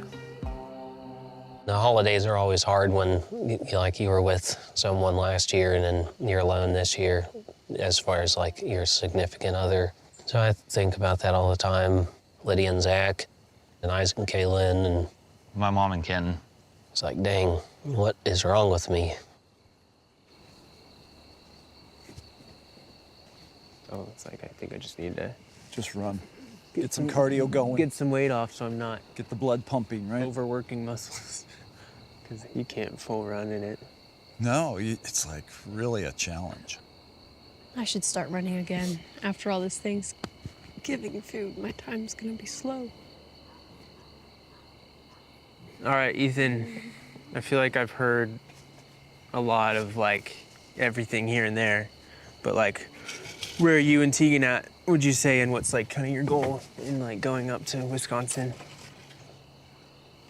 Because I'd love to hear it from you more than just whispers everywhere. Well, I don't know. I guess we'll find out where we're at, but I'm just gonna move up there and give it a go. Give it a go. Can't do that down here, so. Yeah. That's just where I feel I need to be. Yeah. It's where I want to be. Last I heard, Tegan and Ethan were broke up, and now he's moving across the country to go have more time with her. So I think I'd like to just maybe understand it a little more, why he would make a decision like that, and if it's worth going across the entire country for. Are you guys gonna, looking to get back together, or what's the? I'll just let whatever happen, happen. Just trying to take it slow. Mm-hmm. I didn't really want to talk about that, but Zach went there because if Ethan's not feeling good and he perceives Zach to be too nosy, right? I'm in observer mode and see if anything breaks out. I need to, do anything. If you don't mind me asking, what's some of the, what's led to just some of the separation, or just having to reset and just kind of take it slow? I can pretty much sum it up, and she always felt last, and I never moved over there. Even though I told her that I would many times. Mm-hmm. Zach's pretty good at making people open up and asking the right questions. I'm kind of more just like, I'll ask a few, but if you don't open up, I'm not gonna go grab the sledgehammer. What's your timeline, I guess? You know, if stuff doesn't hash out, to come back here, or like committing to 6 months or a year? What do you think? Oh, I don't know. It's very different than my brothers and what I'm used to. Zach is going a lot deeper than Mike and Isaac would, and I'm not even nearly as close to him or know him very well. You'll figure that out. He's just gonna give it a good go. Okay. Zach may have reservations about Ethan's choice of go back to Wisconsin. I'm just staying out of it because he's got to do it. I mean, I see it in his eyes. Play it by ear. Cool.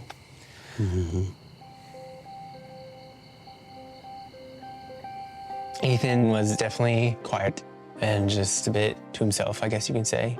I don't entirely know why, but maybe a little later we can, you know, maybe have some more conversation, but we'll see.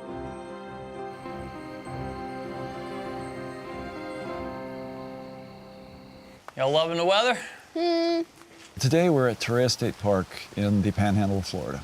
Torreya State Park is a great location to find Bigfoot. Maybe we'll hear something, like hear it calling or whatever. I think Amber's really hoping for a sighting. Yeah, why not? Mercy?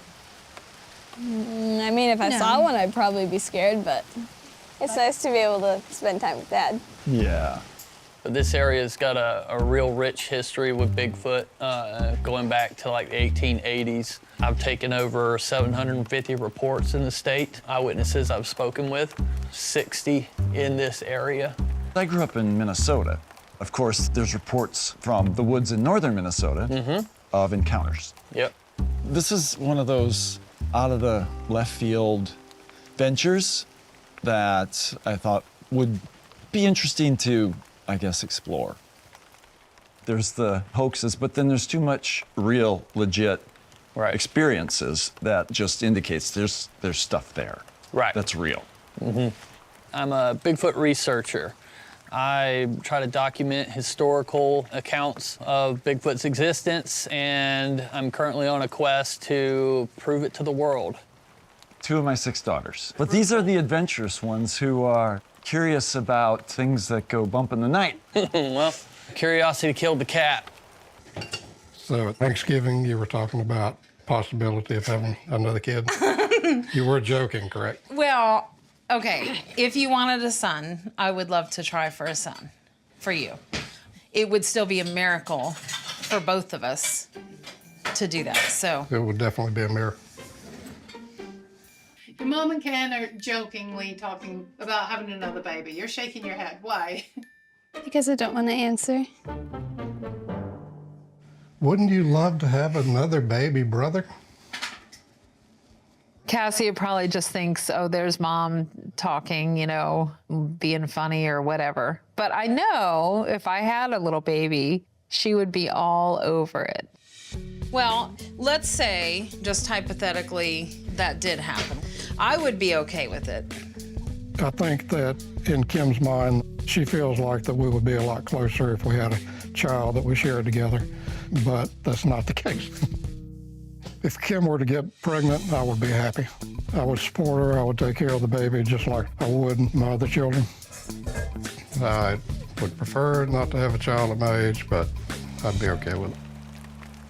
Dad finally told us that he's ready to date, and I think I could see Dad with someone who's like definitely like very adventurous and loves doing things outdoors. Someone who's like really, I want to say open-minded. It like doesn't, you know, we'll humor him and all his theories and stuff.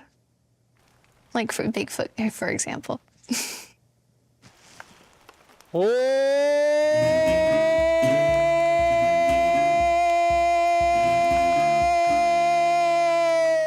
Maybe y'all would like to do one? I can't, I have laryngitis. Yeah, right. I definitely will not do my Sasquatch noise. But if I dated a lady and she just out of the blue did a Bigfoot call, that would probably be a green flag. I was late to meet Isaac and do feel bad about that. But I had a phone call with my attorney because that unfortunately is still grinding on with my ex. It's extremely important to Tegan that I be divorced. It's extremely important to me as well. I'm still legally married to someone else. That's a big deal. I want Olivia out of my life the day that we are legally separate. Yeah, I pray for that day to come very quickly every day. You already have a place up there, or what's going to be your first steps when you move up there? Get my job going and move in. I kind of hate to go because of you guys, but at the same time, I have to. I can't stay. Maybe it'll work out, maybe it won't, but you can't kill yourself trying to make it if it's not what she wants. I think that it will. It just can't work if I'm down here. Yeah. Isaac is very protective of me because of everything that happened with my ex. I completely understand that. Me and Isaac have always been very close. He doesn't want to see me get hurt, go on a limb again. And he also loves having me here in Georgia, and he doesn't want me to leave, so. Feels like you just got down here. Sucks that you have to leave so soon. Yeah. We have Montana, though, too. It's going to be good to get out there and see what environment Mariah's living in. Well, you know, I asked Tegan to come to Montana. She is coming. Oh, she is? I didn't know that. Pretty soon here, I'm going to see Mariah in Montana with Isaac and Kaylin. I had just mentioned to Tegan that I'd really like her to come, just because me and her could spend some time together, just like break the ice again a little bit maybe, you know, as friends or whatever.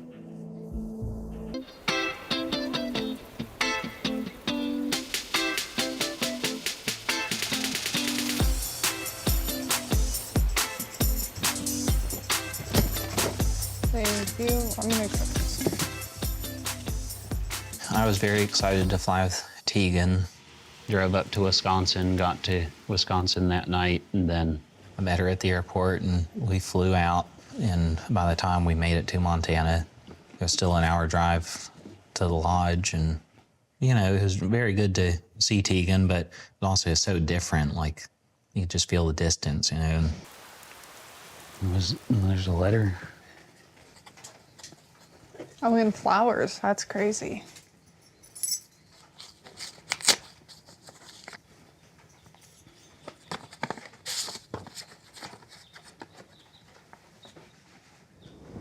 There's a bunch of coupley things. They made a mistake, you know, whatever. I'm not upset about it. It is what it is. But it is a little harder for him than it is for me. Is there a chance of romance in the future? I don't know. You said you're good with wherever our relationship is, even if that's if we're just friends for right now. Mm-hmm. Yeah, so we're friends. Mm-hmm. Ethan keeps turning around to look at me. I'm sure it comes from a good place, you know, making sure I'm okay, but it just makes my anxiety worse. Oh.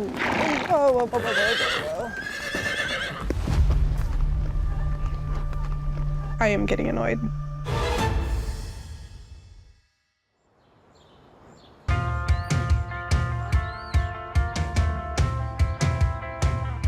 Call her. Get her out of bed. Don't want to be late for the flight. Hey, honey. You're on speakerphone. We're waiting on you. Me and Kaylin are going to Montana together. It's good to be able to go on a trip with her after everything we've been through. Everything feels like it's pretty much back to normal now. And so regardless of the breakup, it's good to go, you know, travel with her. Yeah, up here. You're late. Isaac has invited me on a trip to see Mariah in Montana. We're so excited to see her and go on a little vacation. You're on time. Exactly. 8:27. They 8:30. Yeah, she's punctual. Things between me and Isaac, they're actually going really good. Honestly, better than they ever were. He's just given me all the reassurance that I can ask for. And I'm on time. And communicate the way we should be doing. He does everything that he can every single day to prove to me that he loves me. You look good. Sometimes you got to take that little breakup in order for things to really and truly heal both of y'all and the relationship, and I honestly think that's what's happened with us, and I can't be more thankful.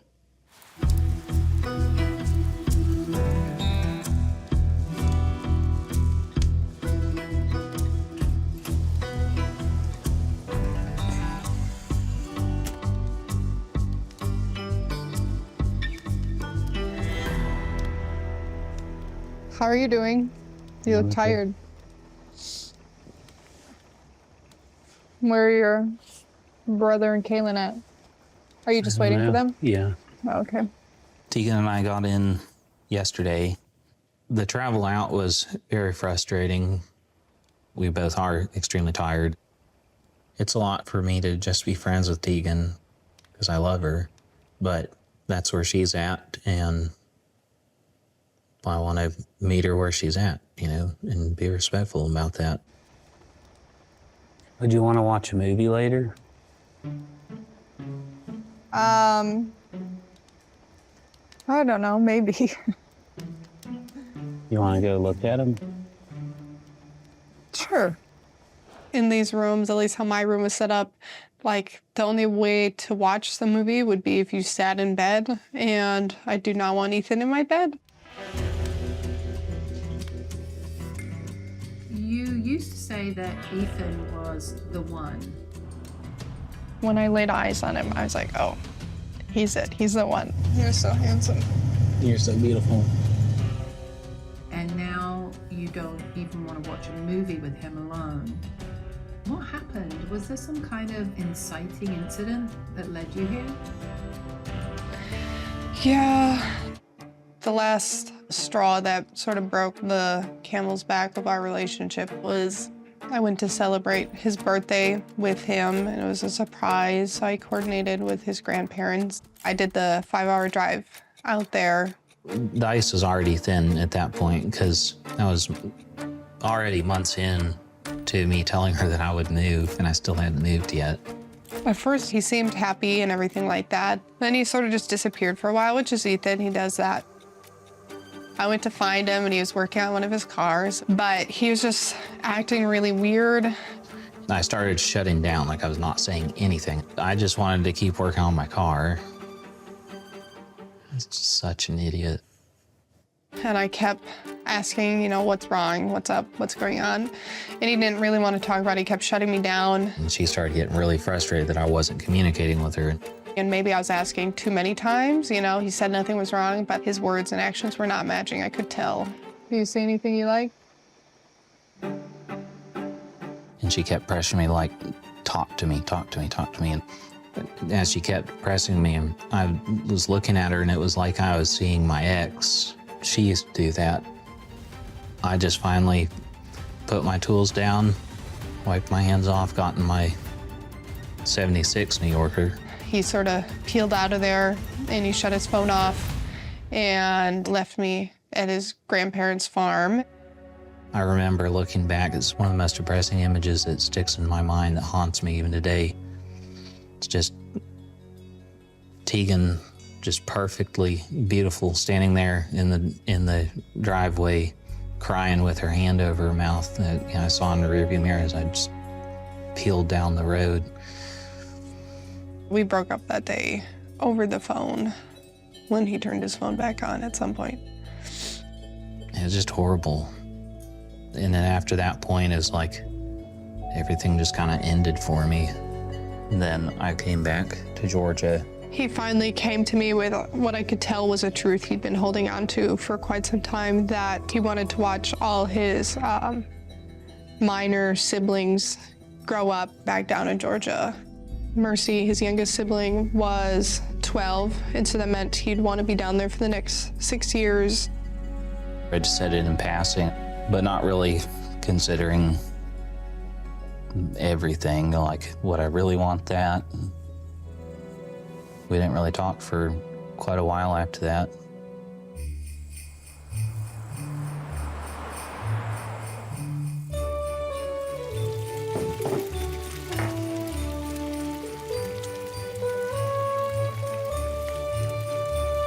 Are you excited for our first Christmas together? We're almost. Oh my goodness, you We're have almost- no idea. Or apparently you do. I don't know how any idea with you though. I think it's your excitement is gonna make this Christmas entirely different. So, the Plaths grew up kind of not. They didn't celebrate Christmas. I grew up celebrating Christmas, and so as soon as Lydia heard about that, she was jumping off the walls at the idea of decorating for Christmas. So I'm down a couple $100, but we're having a great Christmas. Did you not celebrate at all growing up? No. It's our first Christmas together, and I'm just so excited. I love everything about Christmas. Christmas. How do you know you Christmas love everything Day. about Christmas if you've never experienced it? I have. Oh, okay. Just I didn't not necessarily like when I was a little kid, but I have experienced it for several years. Okay. These candles might warm the room up a little bit. So You know I love my candles. I have 3 years of Christmas experience. Okay, I have 24. Okay, so what are some of your favorite Christmas movies? Home Alone's a classic. Every year, my family would watch it all together. The best is It's a Wonderful Life. I've never seen it. Zach-wise. I've never seen it. You Come on in. can't- Knock. Taylor, you're here just in time. Did someone order delivery service? Oh, I forgot about that. I hear we have Thank cocoa in our you. future. Hi, guys. We're excited. We want to celebrate. So we got Taylor coming over. We're celebrating the whole month. That's Yeah. the thing. I love your tree, by the way. Thank you. So Taylor, what's your favorite thing about Christmas? Just the Family. season. Family. I don't get to spend much time with mine because they're all up north, but you know, we all connect at Christmas. Yeah. Well, will you guys be here for that this year? No, we're gonna have Christmas with his family. Christmas with my family, Christmas in Colorado with my friends. So. And then you guys are going to Montana afterwards. Yep. Isaac and Ethan are out there right now, aren't they? Visiting Mariah. Yeah. It would have been fun to be able to join them on this trip, but I didn't really hear about it till last minute. But I already have a trip planned to Montana, like next month, so it'll all be good. I think they're out there now, and we'll be out there in like 3 weeks. I do feel like the majority of my life, I have been kind of just overlooked as a middle child. I've kind of just felt like I've been on the outside looking in. And that's just shown itself in our marriage too. There's just times where it really affects her, and even me too. Like, we've both expressed pretty clearly, like, we want to be a part of their lives, and just a lot of stuff happens without us, and so it just can affect us sometimes. Yeah. Are you guys ready for some hot chocolate? Yeah, that would be I am. great. I've been ready since I woke up.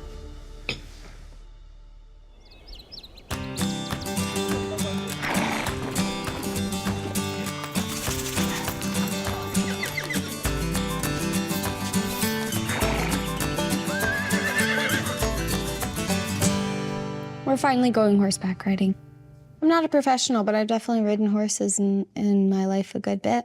I grew up riding horses. Pretty general. What makes this special is that my family's here and then we're all having fun doing it together. All right, you guys ready to get on? Yes, sir. Okay. Just a jump and a hop. All right, girl. All right. Perfect. This is Duke. He's gonna Hey, Duke. Here's your rein. The trip so far has been very good. It's very good to see Tegan, spend time with her. It's very different than it ever was, you know.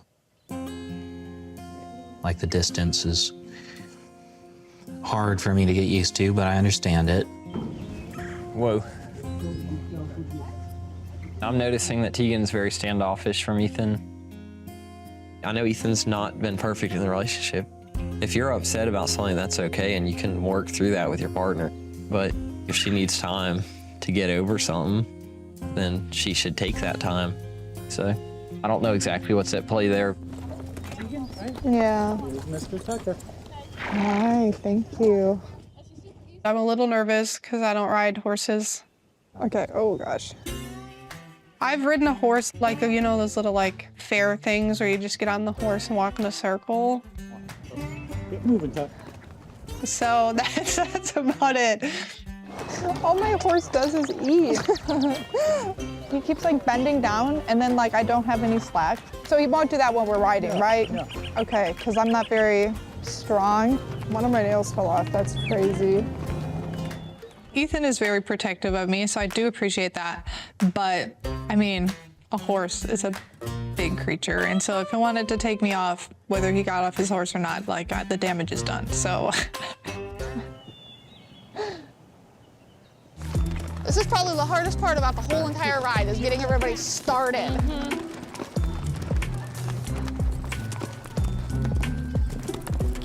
Little steep hill here. Yep. It's been a long time since she's ridden a horse, and she is nervous. I was hoping that we would get to ride close to each other so I could, you know, keep an eye on her, make sure she's okay. I definitely feel protective of her, and like, there's so much I want to say and do, but it can't all happen right now. I have to be patient. Ethan keeps turning around to look at me. I'm sure it comes from a good place, you know, making sure I'm okay, but it just makes my anxiety worse. Oh, oh, oh, oh. I am getting annoyed. Wait, wait, wait, wait. It's not our turn. Wait. Oh, no, wait for us. No.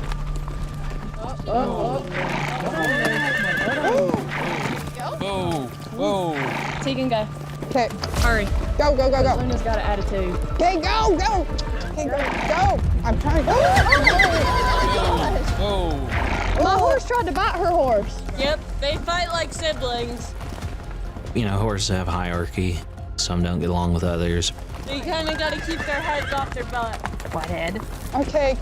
I didn't want the horse to get spooked and start running. That would not have been good. Caitlin's horse tried to bite my horse, so I guess our horses are beefing. Tucker's good, though. He's good. I'm on Tucker's side, honestly. You're good.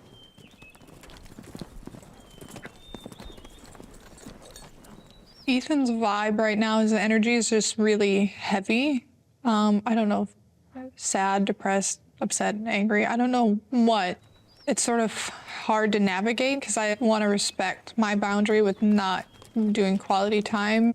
But at the same time, the people pleaser in me is like, well, maybe if I did do that, would he be happier? I know you're getting tired, babe. I am too.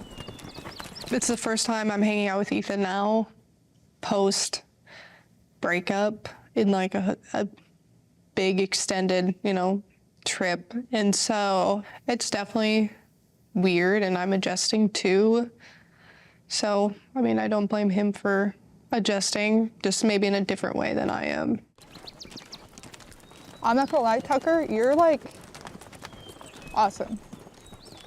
I think for me at this point it's more important to stick to my boundary.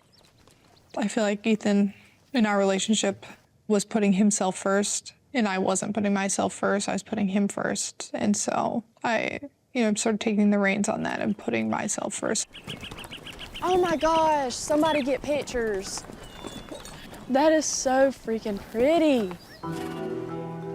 It's very easy for me to get in my head about things, and when I do, I just become very distant and quiet, and sometimes I don't even see what's going on right around me.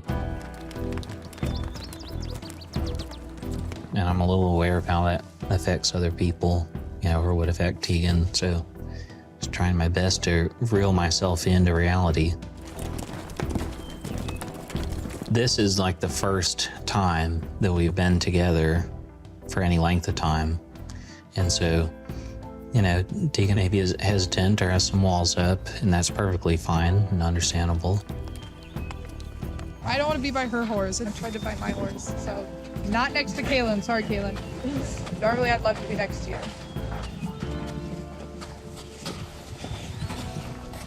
You know, this is no fun to go through, but, you know, I'm hopeful that this isn't the end for us. Kyle! Cheese. Ethan. Ethan, look at the picture.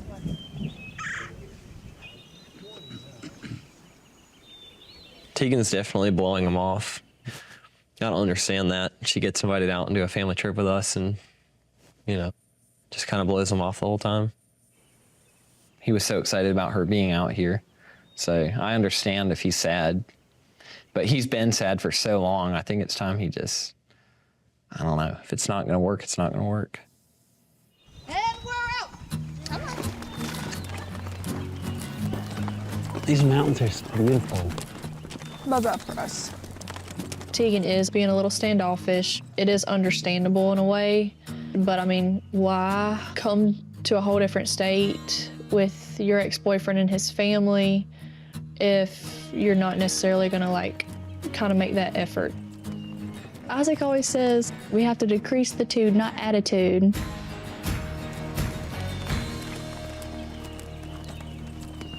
To me, sometimes it seems like things happen, but you also use it as an excuse not to exercise. I've looked back and seen where you haven't really tried or hadn't really put the effort in. I really love Kim, and I want to see her get healthier. But I think it could potentially be a deal breaker if she is not going to commit to her health. It makes me wonder, is she committed to me?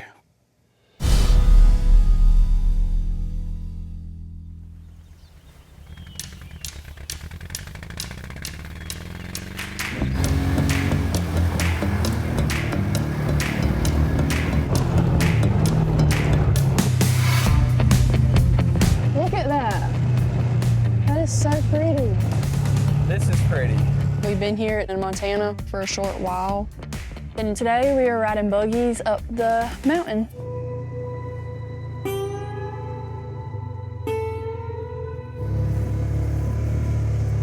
Dang. Okay, I can't look.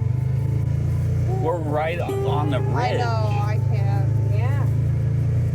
Yeah. Today's my last day here in Montana. My God, this is bumpy as hell. And I'm not gonna lie, I'm definitely a little nervous. Not a big ATV kind of person, especially uphill or downhill.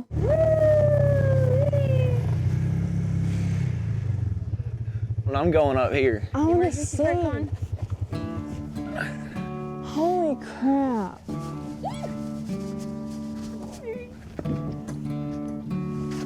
I want to drive it. Wow, this is beautiful up here. I gotta get a picture of this. The view is absolutely beautiful. I know Isaac's very upset that there's no snow, but there are no views like this in Cara, no mountains, no nothing like that. You're so cute. Okay. Tegan, could me and you get a picture together? For what? It annoys me that he's asking to take a picture, given that he never has before, because that's like a couple thing, and I know that's probably how he means it. And for a long time there in our relationship, Ethan would just say or do things just to get by. And so I don't know if he means any of it.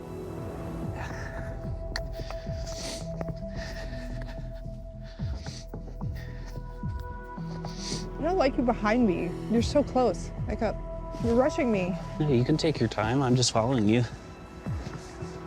It's heavy for me to realize that my own shortcomings and faults of, you know, myself put that much hurt on someone that I love and care for so much. But I just hope that I have the opportunity to love her like she deserves to be loved and be there for her. You go down first so that if I fall on you. Okay. You know, obviously hope to work it out, but it'll just take time and work and patience and try to meet her where she's at.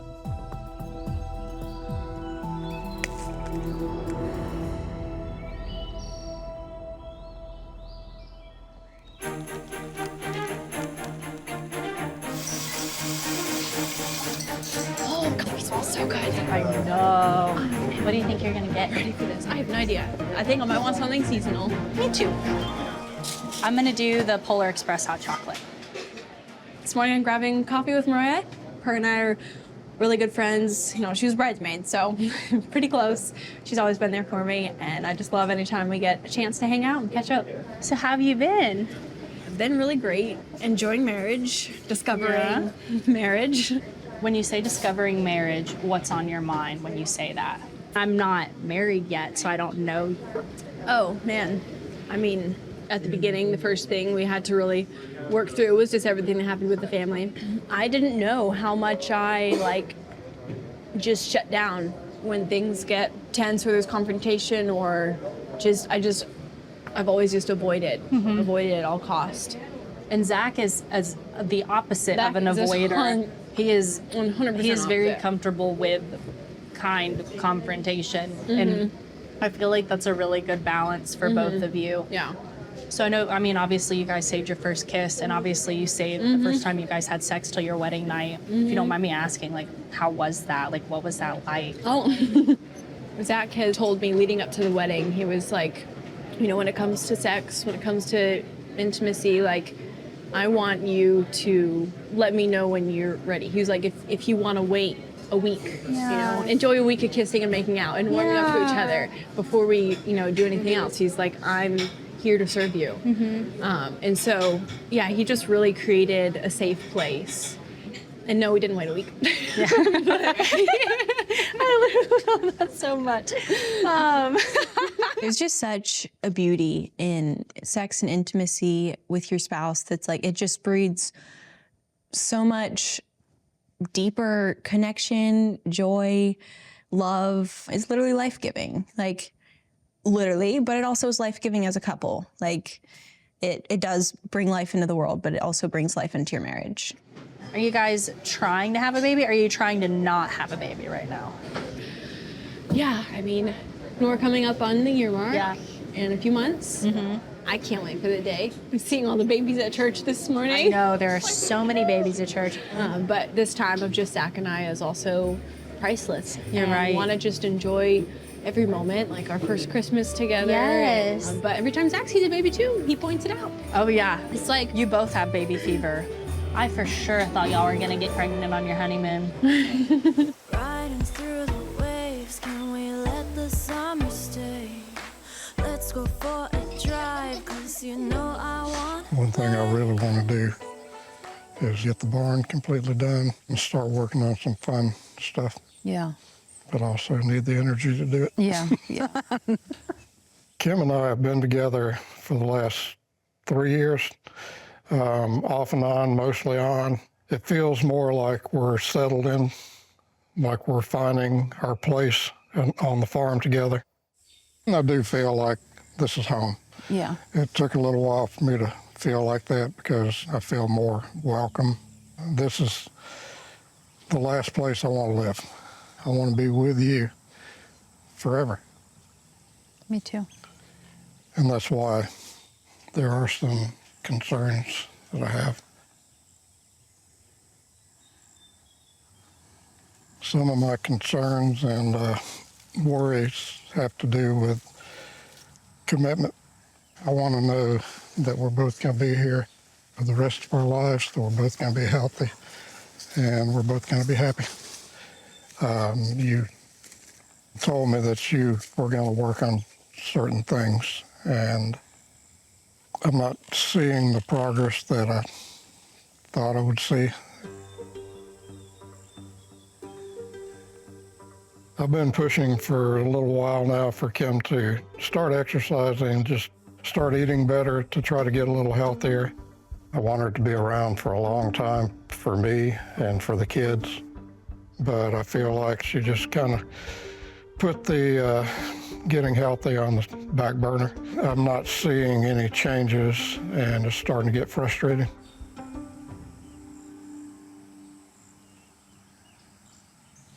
It's been a little bit daunting, being in my 50s and trying to lose weight. I mean, it's not as easy as it was in my 20s or even in my 30s.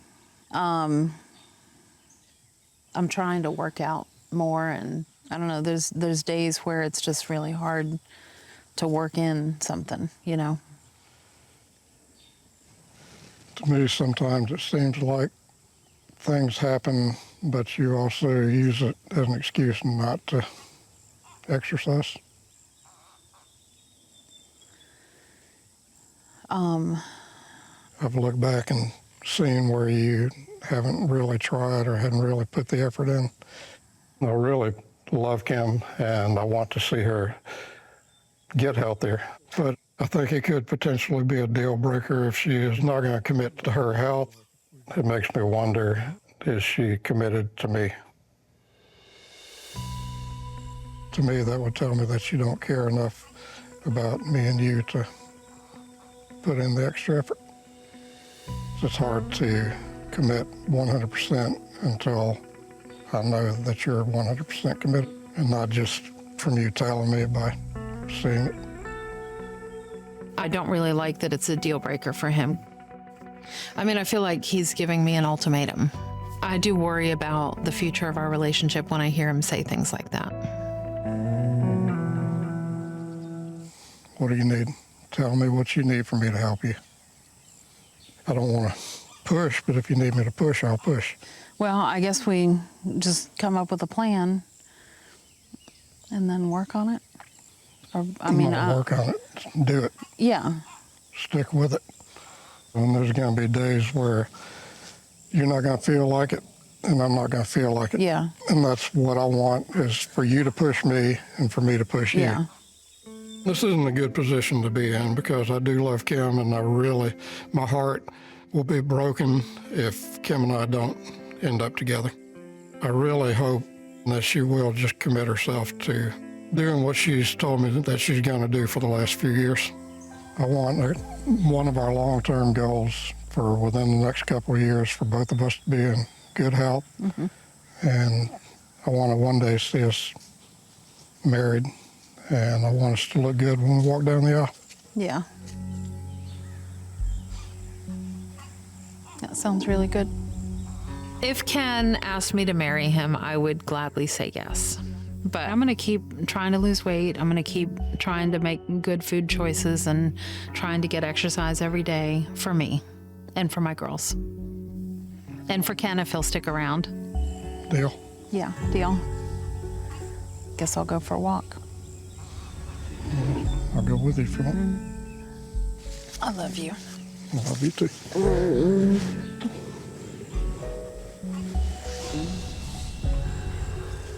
But one day I still want a real proposal. Okay.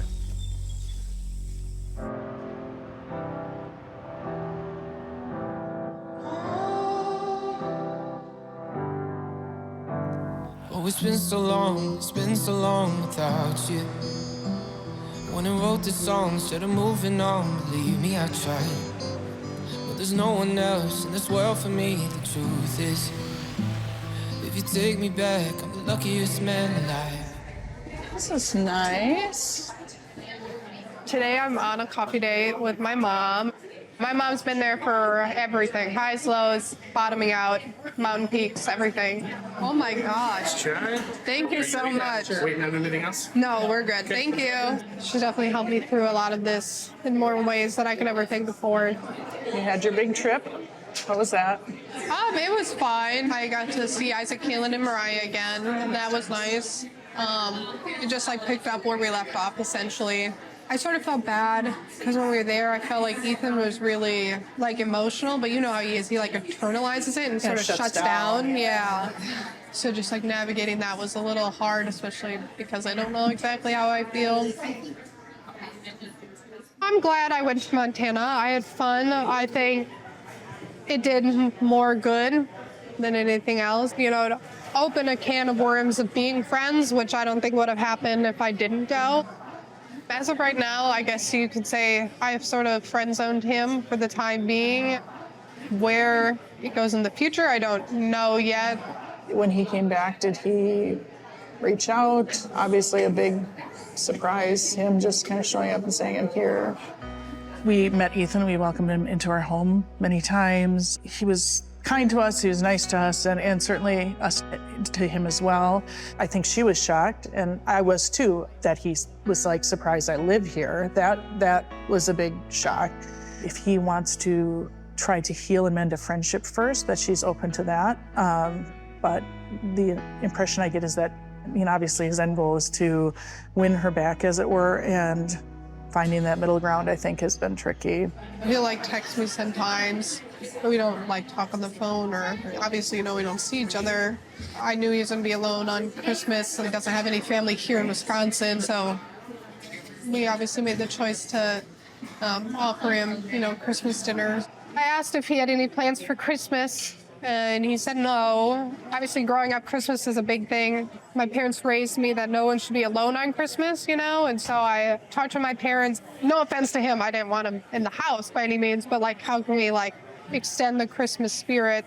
So we just made him a plate of food for Christmas, and he came over, I handed him the food, and then he left. So he felt like he had some sort of community on such a big day.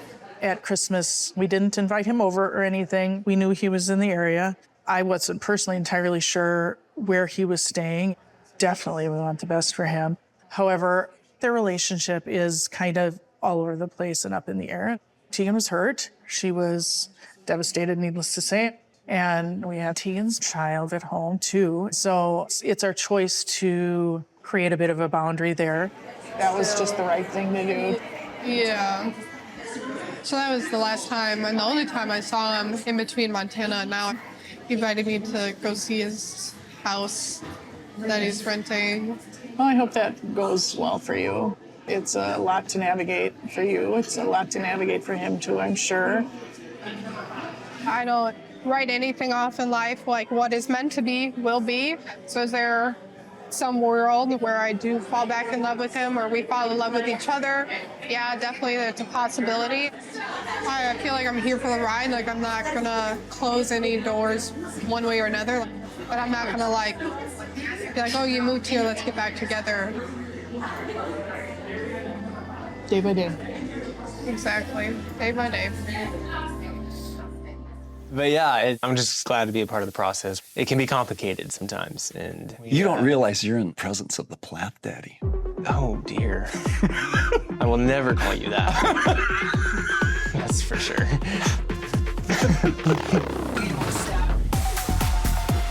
You can't stand the heat, get out of the sauna.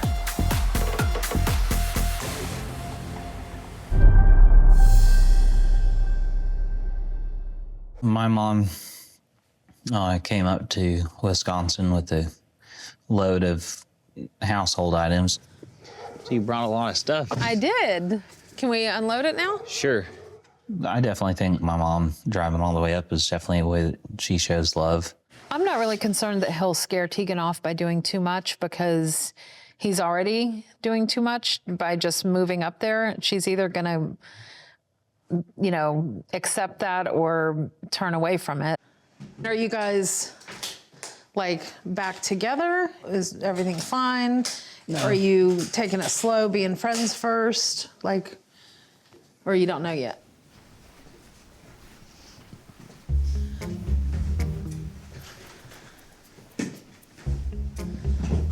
Did you hear me say that? With Tegan, are you guys back together? Is everything okay? You working through stuff? Are you just friends for a while, or you don't know yet? I'm trying to communicate more with my children. No, everything's okay. Well, we're not back together. I didn't think we'd just get back together if I moved here. It'll take time, but that's okay. Are you, you're friends right now? Mm-hmm. Yeah. Well, that's good. Yeah.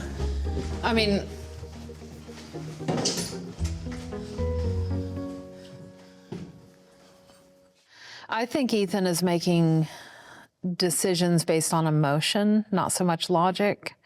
That's okay. But hopefully some logic will creep in at some point.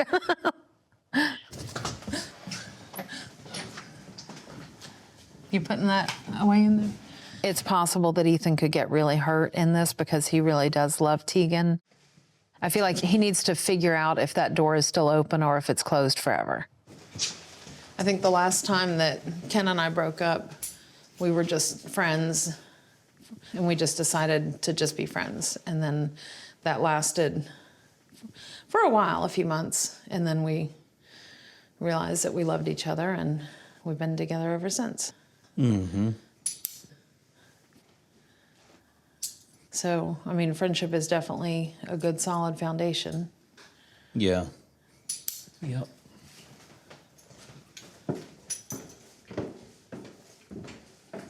Ethan invited me over to see his house. He's lived there about 3 weeks, I think. I haven't seen him since Montana, besides just Christmas when he picked up a plate of food from my family. He doesn't call me on nights I'm free. He doesn't ask me if I want to do something.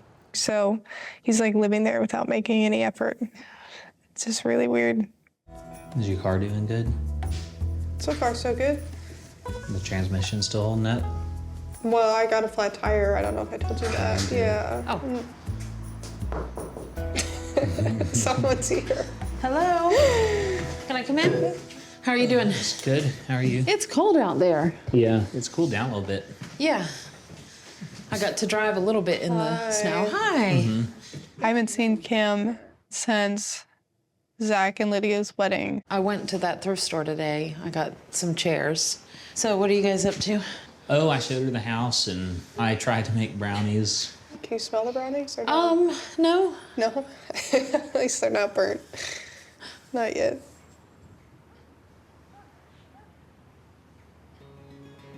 I get to Ethan's and Tegan is here, and it just feels a little bit awkward. Maybe it's the furniture arrangement. We want to bring the chairs in now? Yeah, we could do that.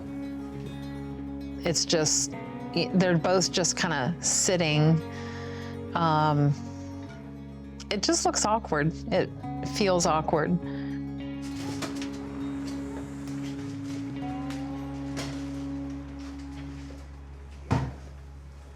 Well, that's nice. Well, I'm gonna run to the store. Okay. I want to get like a little green leaf thing to go on the table. Okay. Just it doesn't all look white.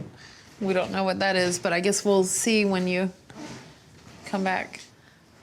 I wanted to go get a few things and also give my mom and Tegan some time to spend together. What do you think they're going to talk about? I don't know. I don't know what girls talk about. Whenever girls have girl talk, I've never been in a room. Yeah, I really like the house. It is really nice. Do you see the deck, too? It's a big deck, and it's a nice yard, too. Yeah. Historically, my relationship with Kim has just been, you know, talking every so often, just usually via text. So were you surprised when he told you he was moving back or moving here? Beyond surprised. Yeah. Like Yeah. shocked. Yeah.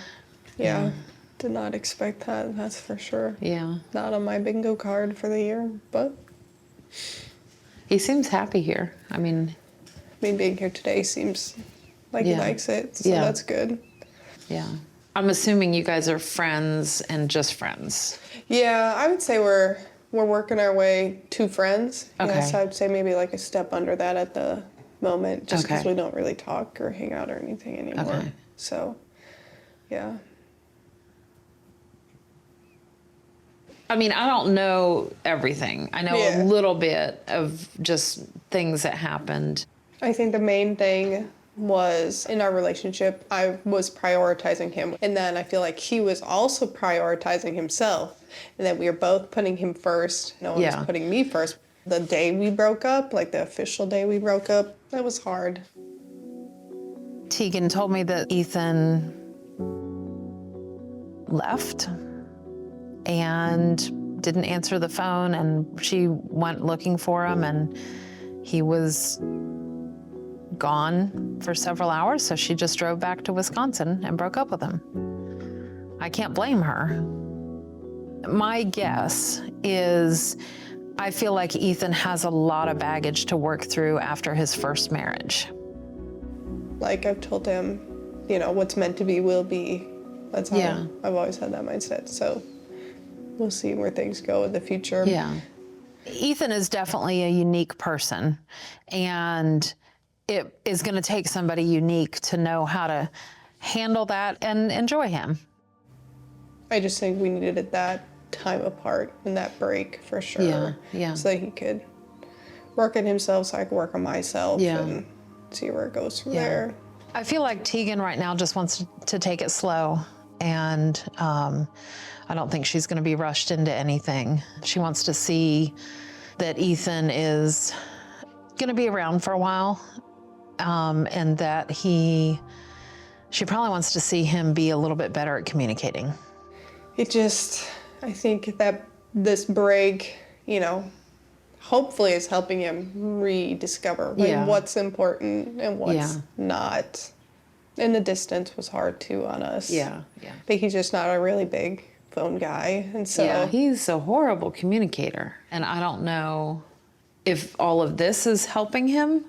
Like if he's gonna learn to communicate with you because he wants to restore the relationship, you know? Yeah. I definitely sympathize with Tegan.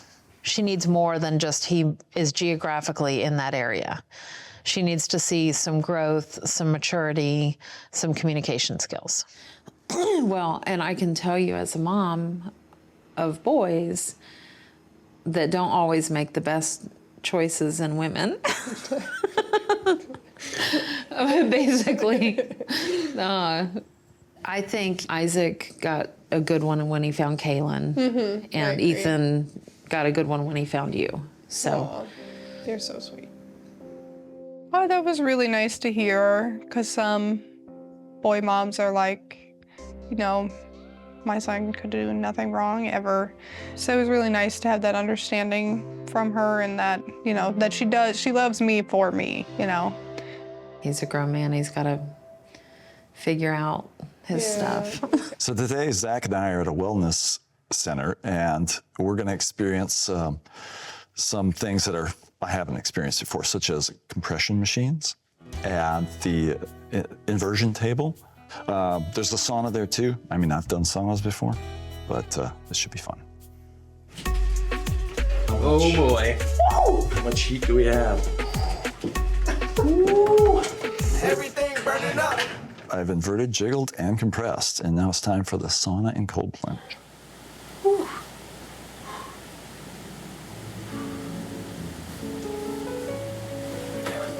I'm feeling it. No, I'm not. I'm sweating a little bit, which is good. Well, hey, thanks for doing this with me. Hey, maybe there'll come a future day where, you know, I have a date, and then we can come here. Yeah. For sure. Double date to the sauna. There you go. How's the dating world for Mr. Berry? Well, I mean, Renee's been great. Renee, my matchmaker lady, is still hard at work trying to find someone for me. I mean, I trust Renee. I mean, she's been doing this for almost 2 decades, right? She knows her stuff. So she provided me a number for a lady in Tennessee. Okay.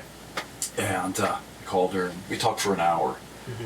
The first one she was fun. Yeah. She just really liked experiencing life and having fun. There you go. And then we got into this topic of celebrating like Halloween and stuff, and I'm like, I don't do Halloween. There. I just want somebody who gets Halloween like I get Halloween. Yeah. Right? Because it's like a non-event day for me. Yeah. So I'll just keep trying. Yeah. Sounds like he's getting good opportunities to just step into the dating world again. Obviously, it's been a minute for him, and so. Interesting descriptor.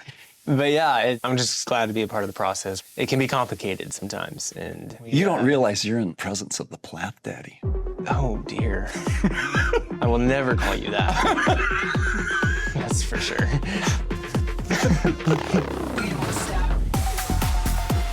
You can't stand the heat, get out of the sauna. I flew up to Wisconsin from Montana to see Ethan, spend time with Mom, and help her with the 18-hour drive home. It was good to see Ethan last night.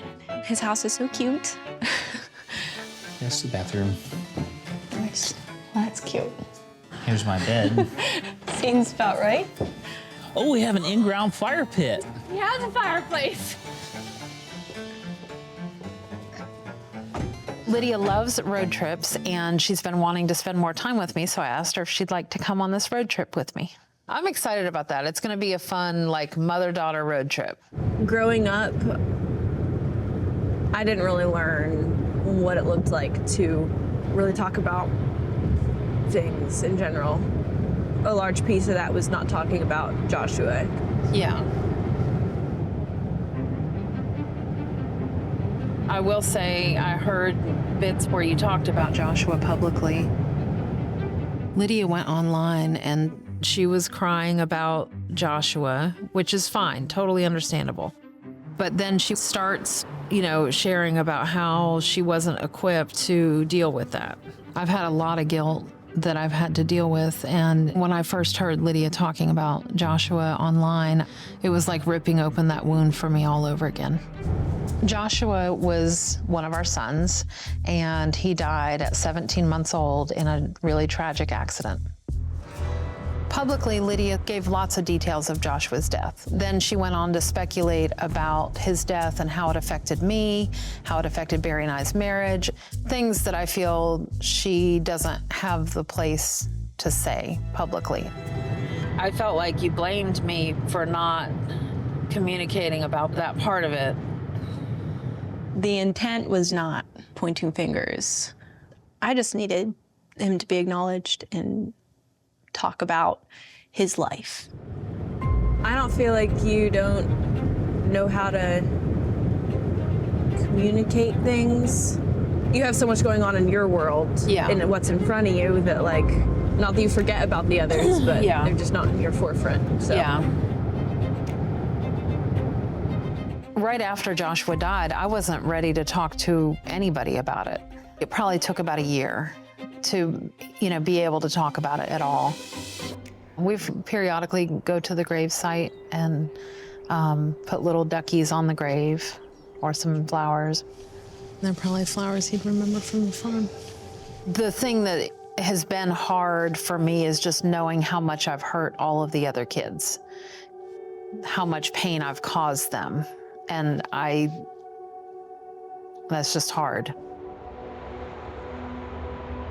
I asked several other people, like friends of mine that heard it, and they all said they thought that you implied that we didn't talk about it. Because it was, like, in your hands and naturally would want to protect you from hearing anything else about it. Yeah. Type of thing. I have thought about talking about Joshua with my mom. I just haven't had the strength to bring it up with her.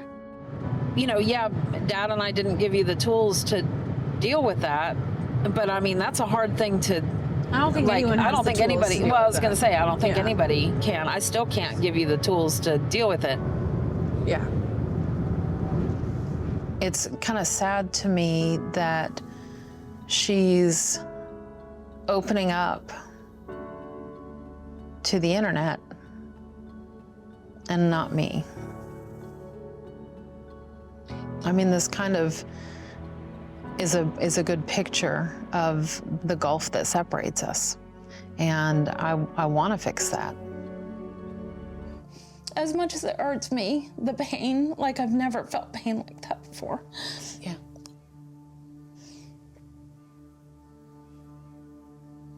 To know that I inflicted that same pain on all of my children, and they have to feel that pain too. It's more than I can bear. I can't bear thinking about how much I hurt everybody.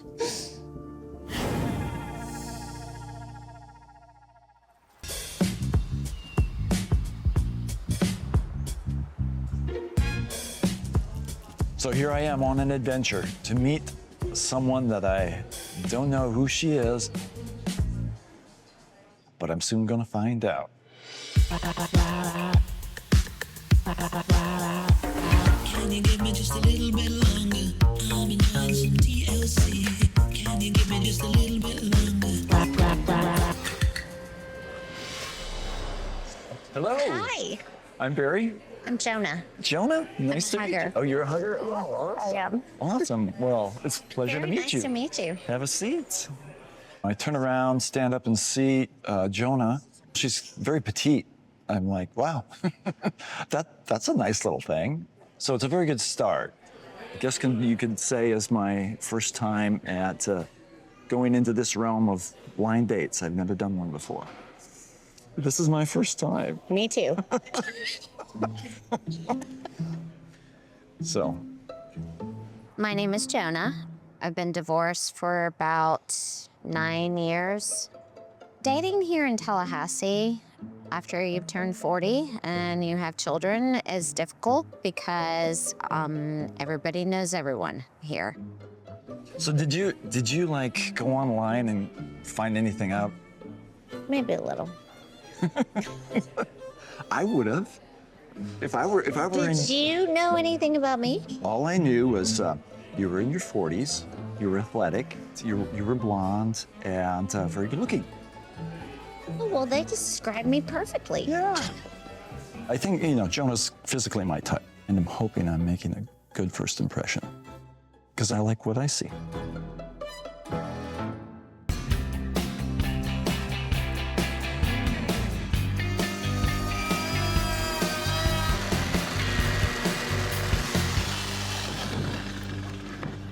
So today I'm working on building some benches. I've started just doing that kind of on the side. I enjoy it, and I'm making a bench for my mom because she had mentioned that she wanted one. This morning, I think she's gonna come by and check it out. Hey, what's up, Ethan? Good morning. How was your flight last night? No, it was fine. I'm back in Georgia. See everybody. It's Lydia and Zach's anniversary of their wedding, so that'll be going on next week. You miss it down here, or are you glad you're up in Wisconsin? No, I'm glad I'm up there. Well, that's good. Miss you down here, though, for sure. Hey, What's up? Hey. how are you guys doing? Good, how about Good. you? Good. I hadn't seen you in a while. Yeah, I haven't I've seen seen you. you in a I while. hadn't seen you. How you doing? Good. How about you? I saw you last night. Yeah. Good to see you. Wow, this is looking good. Yeah, thanks. How's it going with Tegan? Oh, it's going good. Good. I'm talking and spending some time together here and there. Yeah. So are you guys dating now or not yet? No, not Just not friends officially. still? Yeah. Okay.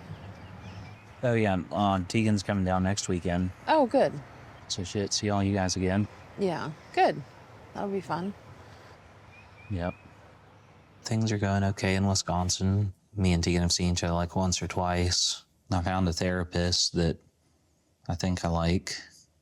But sometimes it's good to have like just a neutral party. And, they can help you, maybe give you some pointers how to deal with stuff and let it, instead of it all not being up in your head. How did your road trip back from Wisconsin go? Oh, it was good. We had some interesting conversations on the drive back. We talked about what happened with her and Zach in Montana, stuff like that. And was there anything particular? He said, I know he was telling Mariah she shouldn't be drinking. Well, I drink around him all the time. He's never told me I shouldn't drink. I would love for him to. Yeah, he was like, you have alcohol in your house, you got card games that don't honor God, the TV shows you watch don't honor God, and it's like, you literally were brought into her house, she lent you her car for the weekend, now you want to sit her down, tell her what she's doing wrong because you think what she's doing doesn't honor God? Well, out in Montana, he would only talk to the girls when I was away. I went out to Montana on this second trip with Kaylin, Amber, Zach, and Lydia. When I was not around, he was pulling the girls out aside and talking, telling them that Mariah shouldn't have this in her house, she shouldn't have this playing, they shouldn't listen to this kind of music. All this stuff that is just, a normal person would know their place and be like, okay, I personally disagree with that, but it's not my place to go and tell them what they can and cannot do when I'm being welcomed into their home. Makes me so mad.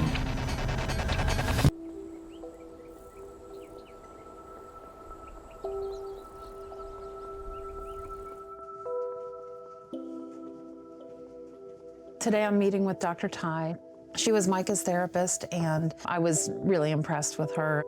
I have some issues I wanted to talk with her about Joshua and his death and some issues that Lydia brought up, and looking forward to it, not looking forward to it.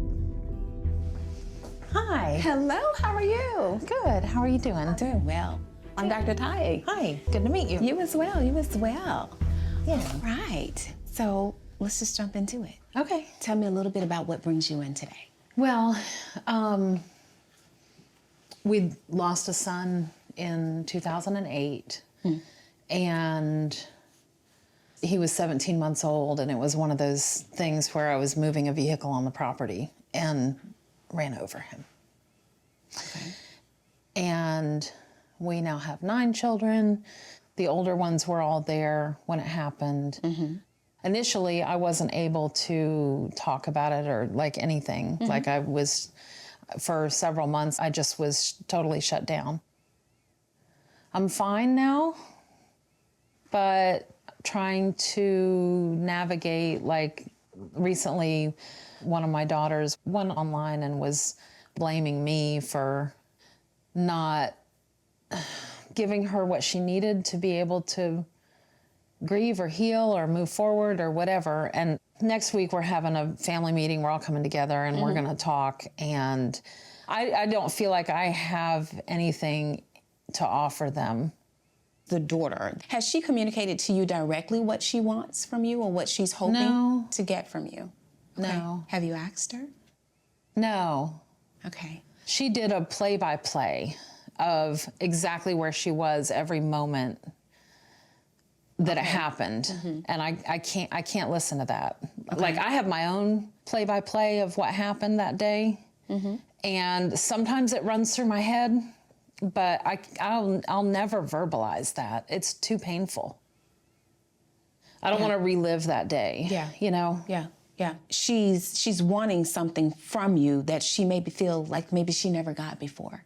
Because you said there was a period of time for months where sobbing constantly and oh God help me were like the only things I could say during that time. Kim is definitely dealing with some guilt and some shame.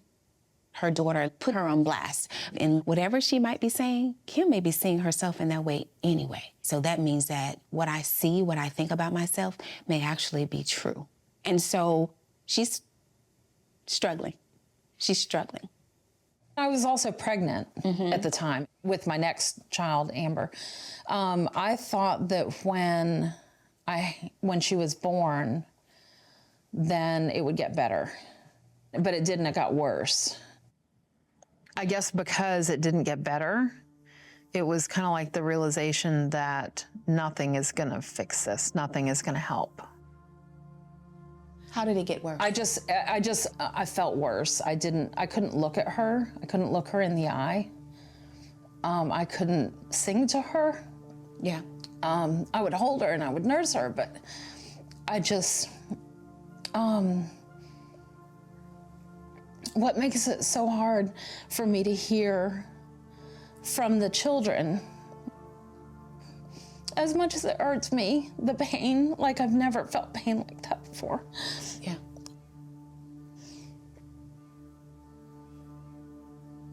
To know that I inflicted that same pain on all of my children, and they have to feel that pain too. It's more than I can bear. I can't bear thinking about how much I hurt everybody.